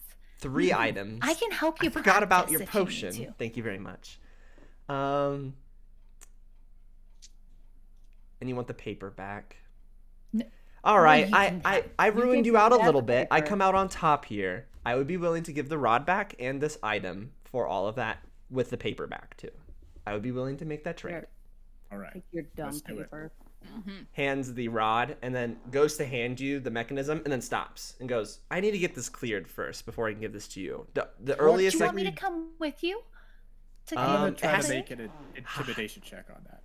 Wait, what? I'm gonna try to intimidate him into not having to do I don't mind going. Yeah, go ahead and make an intimidation check. And to you, Galene, he goes, yeah, that is something I can't even get to. I have to send paperwork up, and I have to wait for the paperwork to come back down. So I don't get to see the individual approving it, but what'd you get? You got the paper back. that. 2? He kind of glances at you and goes, this is scarier than anything else I've ever dealt with. I don't know what's going on over here.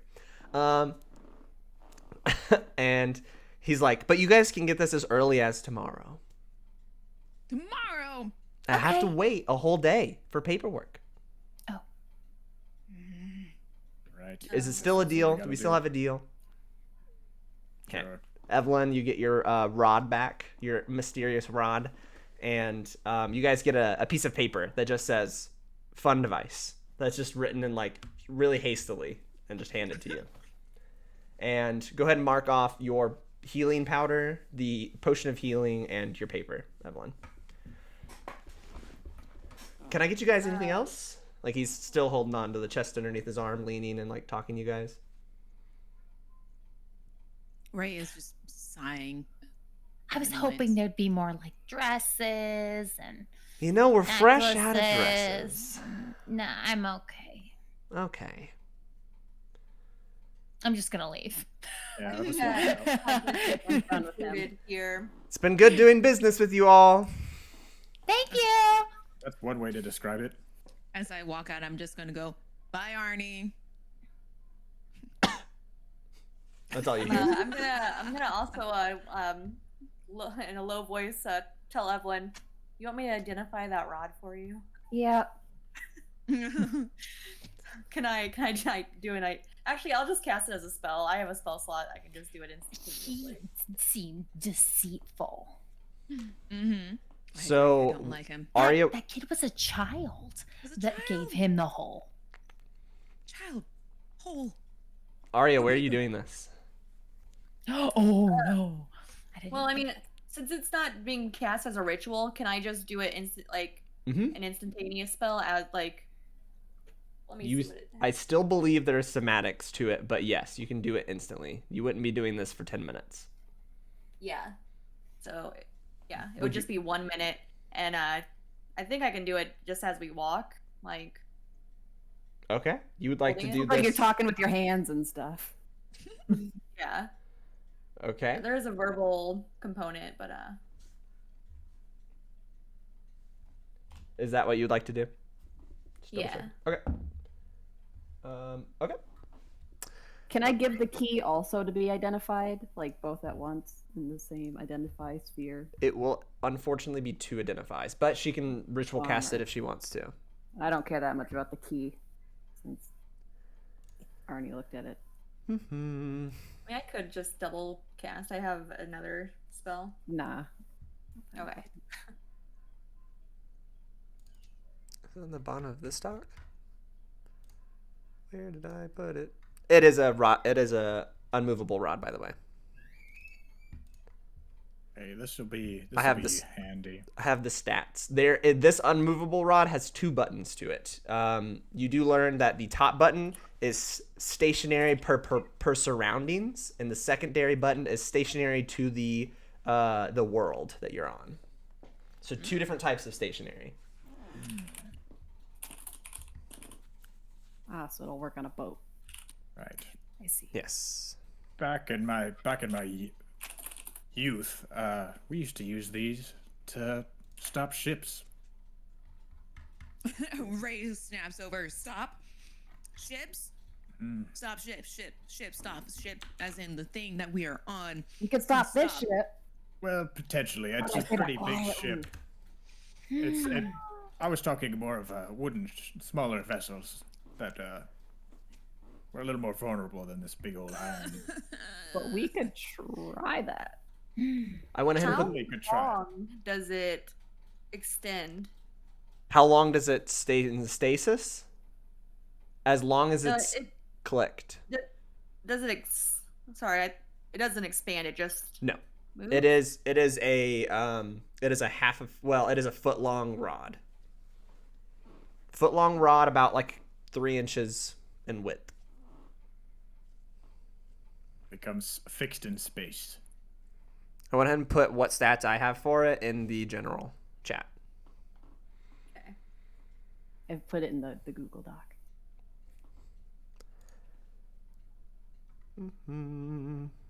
Is there anything else you guys would like to do? Can hold up to 8,000 pounds. That's definitely not a ship. But maybe if we find like a vulnerable part of the ship that it could like put a hole in. What if the ship like moved through it? Yeah, there's a hole. And then they'd have to stop for repairs. Wait. Or we all One of the swim most out. vulnerable places that we have access to are the places that we work. So We could totally wreck one of these important facilities, like the steam room or something. Were you guys having this conversation? As we're walking to the cells, because Galene has been ushering everybody that way, right? Right. So you guys in the main hall? The main hall. Yeah. Away from the shop. I don't trust that shopkeeper. Okay, that's fine. As you were. I was just wondering. You guys are in the main hall. It's a good question. Let's walk and talk. What hall are you heading to? You still see Galtia and that elven individual in the main hall just hanging out, just leaning up against the wall, not doing anything. We've been hearing that name Urang a lot. Didn't Galtia say that after dinner he was going to be hanging out with Urang? Would it be worth meeting Urang? So we need to talk to get the book from the kid, right? Said if we talk to Warang, we could. Do we need the book from the kid? Well, the information in the book, I was thinking. He said he'd tell us whatever we wanted. We just had to get it okayed with Warang first. Well, the darn shopkeeper did say to make more friends. That's something else. something else that he said is kind of bugging me. Like, Evelyn, didn't he mention that it was very cliquey, that there were groups? And so now already, Aria, you mentioned that before we could work with one person, we had to talk to Valerie? Yeah, it sounded like Linda creates these trinkets and gets supplied by Val. And so then before we can get information from other people, we have to talk to Urang. And Ray, the person you were talking to, didn't you say they worked with someone? Kindly? I don't know. You were okay. I think you're referring to Emerald, is that correct? Yeah. The person, yeah. Emerald mentioned that she works with Urang. Urang made a grunting sound when he walked by you guys, and it scared Emerald. Yes. Yeah, that was what I was trying to allude to earlier when I said there's power players on this ship that maybe we should be talking to. I think we've started to identify some of these ringleaders, Urang being one. Honestly, I think Grayson in his own right is his own ringleader running the shop. It's not because Arnie? Arndimmador. I don't like Grayson. Seems like to be he's pretty employed buddy and- Barnabas. Yeah. So do we I think don't really like him either. No. Out of everyone, I hate him the most. Yeah, I okay. say we take on the big guy. Do we want to take them on or like befriend them? Oh, yeah, befriend. You think they're like different gangs to get in with here? Like they're the people that have that like trinket they fling around in their hand, right? Is that a gang? You saw that too. Yeah. At lunch? But what does it mean? That Might be how worth you show asking. what group you're in, what clique you're in? Would it be worth it for each of us to try to infiltrate one of these different groups so that we can pool our resources and try to maximize our efforts in being able to escape using each group's helpful items? If we 'Cause it each sounds like- become the leader of the groups, we can start the revolution. I don't know Like if we we have had much that. time. And that's, In 20 days. That's not last goal to take over within like a few days. But, Okay, I mean, the kid, Evelyn, do Samuel? you remember his name? That kid, he said he'd been on 2 journeys in 20 days. So does that mean this is the second one, or Isn't that what he said? He 2 mentioned journeys? That's what I thought, two but that's journeys the in 25 math. days. the math Yeah, ain't 2 math? journeys in 25 days. So we're not going to the Empire? I don't. It makes me seem like maybe it doesn't just go back and forth. other stops along the way potentially. Maybe. I think it's worthwhile to talk to Urang and Yeah. maybe Val. Yeah, it sounds like they have different types of people. Val for me, seems to be in charge of the more industrious, the tinkerers, where Urang, from what I'm hearing, sounds to have more of the beefy, the strong muscle. ones. Yeah, the muscle. Like, so we got the brains, we've got the brawn, and then you got Grayson that's neither but cunning. I wouldn't call Sneaky. that cunning, just annoying. The brains, the brawn, and the bards. Yeah. Wait. That's funny. I'm a bard. DM wise, that's funny. Can I do a perception check to see who else is around us right now? If you're in the main hall, yeah, go ahead and make a perception check. Okay. At disadvantage. That is at disadvantage. Oh, that's right. I have 1 eyeball. Okay. You 15. ever forget you have one eyeball? I should just come in with. You put your eye patch on before every recording session. Honestly, I think I have one from when I used to have to wear an eye patch. Yeah, you see Galene, or not Galene, sorry. Obviously you see I am Galene. there. Yes. No, I'm in the hall. You see Galtia outside of the balls and dining hall, and you see this elven figure. Those are the only 2 you see on the ground floor. And then looking up on the catwalk, you see 2 individuals huddled around a table up above the social hall, that side of the building. Is that where the guards are? Yeah, there's only 2 guards, and they're up to 120 feet up on the catwalks up there. And they're just playing like cards or something. Those are the only guards you see. What'd you say, Z? So they're really not paying attention to us. But we don't have that thing to get up to them yet. Not yet. But I'm formulating a plan slowly here that involves busting up stuff and causing a distraction. I like that. I still vote that we just go break one of the steam rooms. Or the cool room. I'd say let's wait until we got all of our pieces in order. Or Maybe We don't should know what get some punishment- sleep. Like, what time is it? Oh yeah, how are we doing on rest? Currently, It's been a long day. Aria, Ray, and Evelyn are very exhausted. Yeah. Maybe we should tuck in. Yeah, let's go get a good And rest. then tomorrow check in and follow these leads. Actually, I should probably say goodnight to Galtia. And I think he was friends with Oolong. Maybe we say goodnight and then Sounds good. go. Yeah, let's do it. Let's walk over there. You guys are walking over to Galtia. Galtia looks at you guys and goes, "Oh, Hello. hi friends. Hi, how are you doing? I'm good. I was trying to see if anyone had any leftover food, so I'm just waiting here to see if anyone's gonna throw out anything. Or I know Otis is in there, but I was gonna try to get food.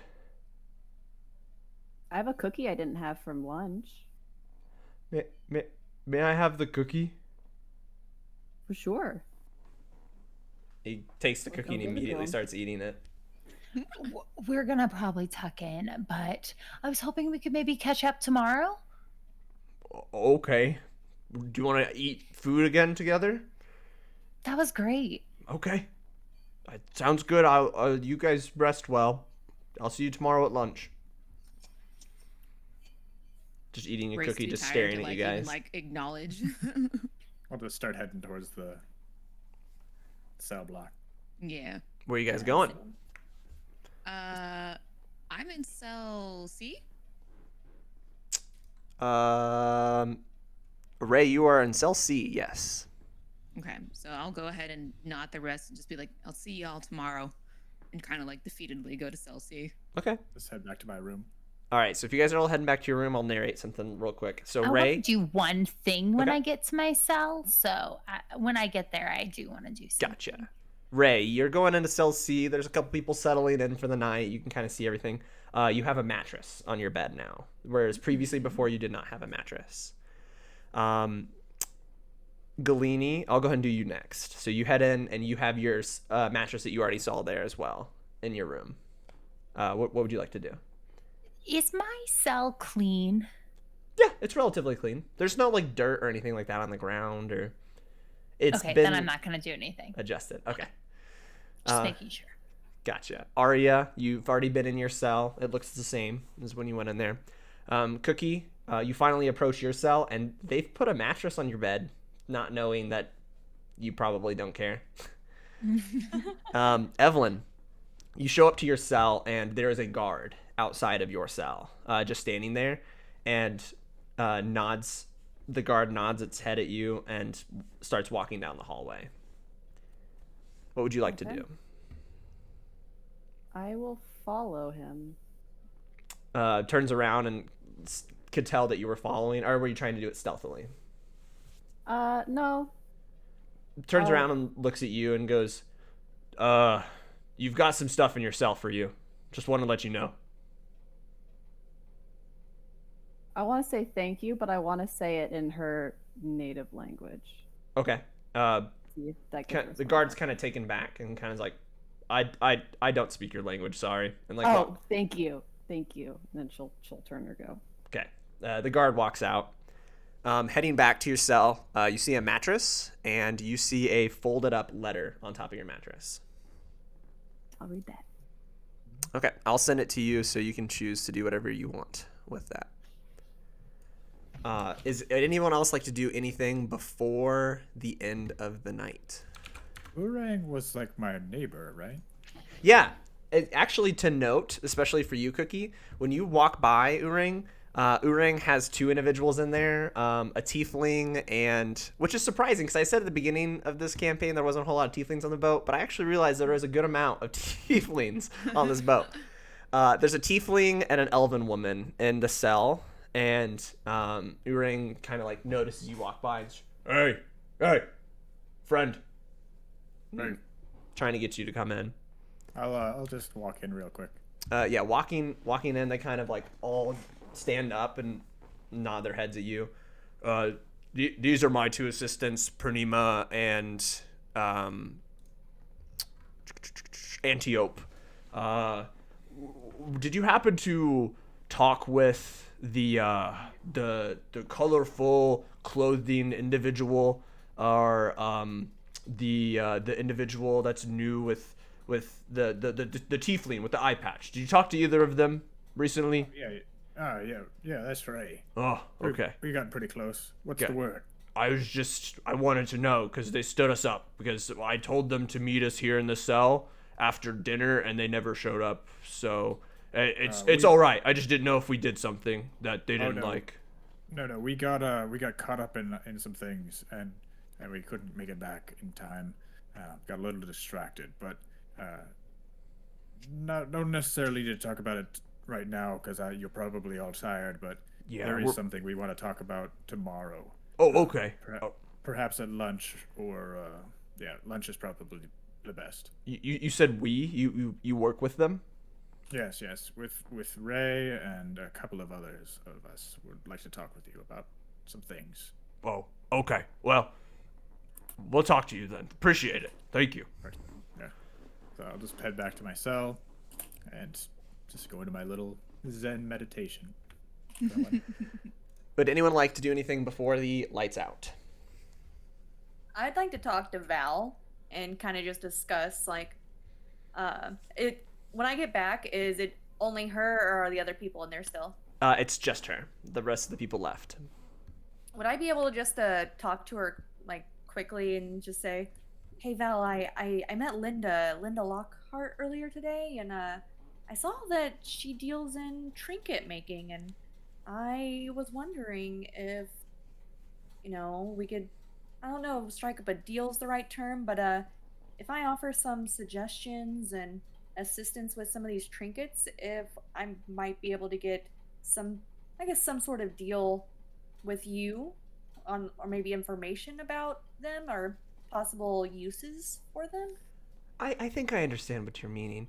Yeah, Linda's one of my most handy teammates. Well, I mean, I didn't mean it like that, but one of the better workers for us. I could definitely take a little bit of time away from her busy schedule to maybe make some things for you if you've got some things for us. I totally understand that.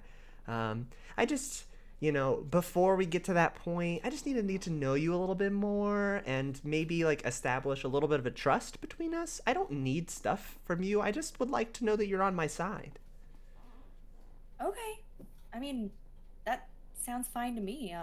I've liked your vibe. I've liked your vibe so far. I've been keeping my eye on you and your little group running around, and you guys seem to be up to some good puzzle making. Some good pieces have been put together, and so I like your vibe so far.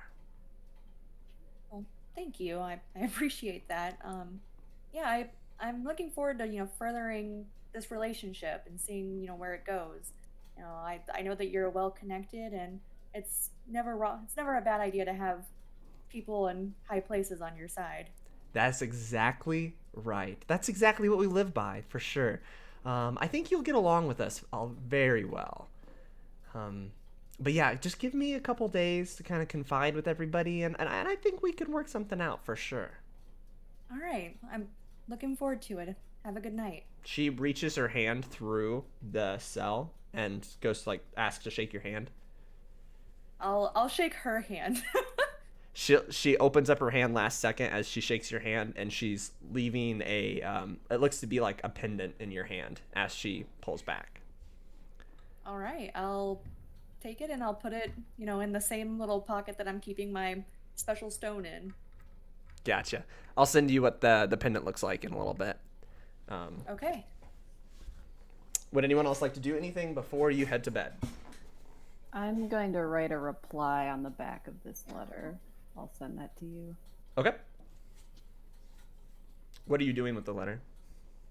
Haven't decided yet. Okay. You don't have to send it to me until I get it, until you figure out how to get it to me. Your choice. I'm thinking about it. If no one else is doing anything else, about an hour goes by of you guys sitting in your cells and nothing's really happening, and then you hear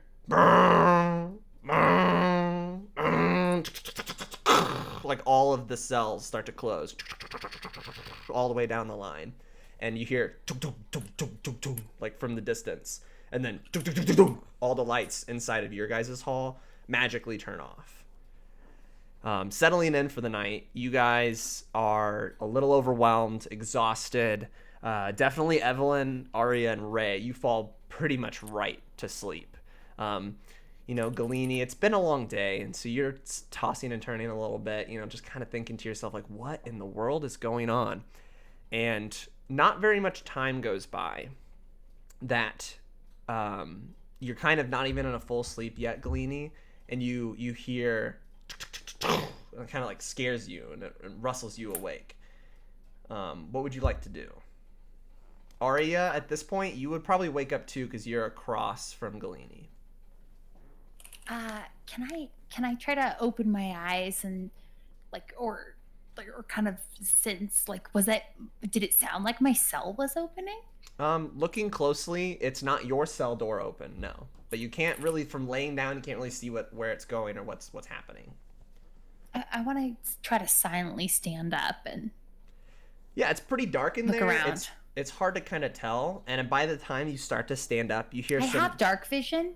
Perfect. You see pretty close towards the end of the hall. The second cell on the left when you're walking down the hall, that cell is open and there's movement inside of the cell. And it's by the time you kind of focus in and see what's going on, you hear like and you hear like fighting commencing of like someone screaming and a little bit of like rustling, and then you can hear like stuff like being dragged out of the cell. So that cell that it's happening, it's next to Jan's. It's the heretic. You would have seen it. Cell? No, you would have seen who walked into it because you guys were still in the hall at the time. It's Ingo's cell. Ingo's cell that they're. It looks like there's maybe 2-3 figures like in Ingo's cell with him probably being in that cell too. And you hear and the door close, and there's like stuff now on the outside of his cell. Aria, you would have woken up at this point. Do you have dark vision by any chance? Let me check. It is no. Otherwise, it's very dark for you. Yeah, I do not think I do. But you can kind of see like a little bit of movement. You can't see who it is or anything like that. And Galene, you see 3 individuals walking down the hall. It looks to be a Kinku. It looks to be... Sorry, let me grab it real quick.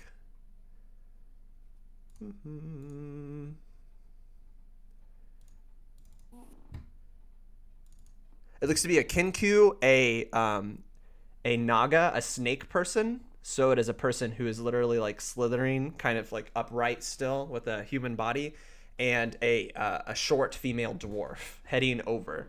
Aria, about this time that you get up and you're kind of like squinting your eyes a little bit, you hear through this, through your cell, like, you're never gonna get away with it. And this dwarven figure that's standing right up against the cell, looking into your cell, Aria, goes, "This is nothing personal, but it's got to be done." Opens to your her cell, and that's okay, where we're gonna end today's episode. Yeah. Okay. At least I'm awake and standing, Aria. Yeah, Right? you're awake Oh my and God. standing. I can see the whole thing. Aria, you just know that there's 3 figures outside of your cell about to come in.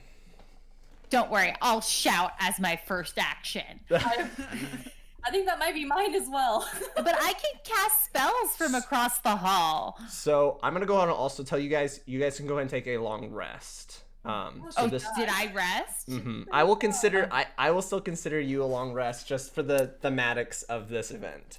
Okay, I was just making sure. I mean, I have spell slots, but I was starting to regret using that spell slot on an identify. No, you have everything back. Okay. I'm gonna go ahead and end the recording there. Thank you guys for playing the session with me. This was great. Woohoo. Super fun. See you guys next month.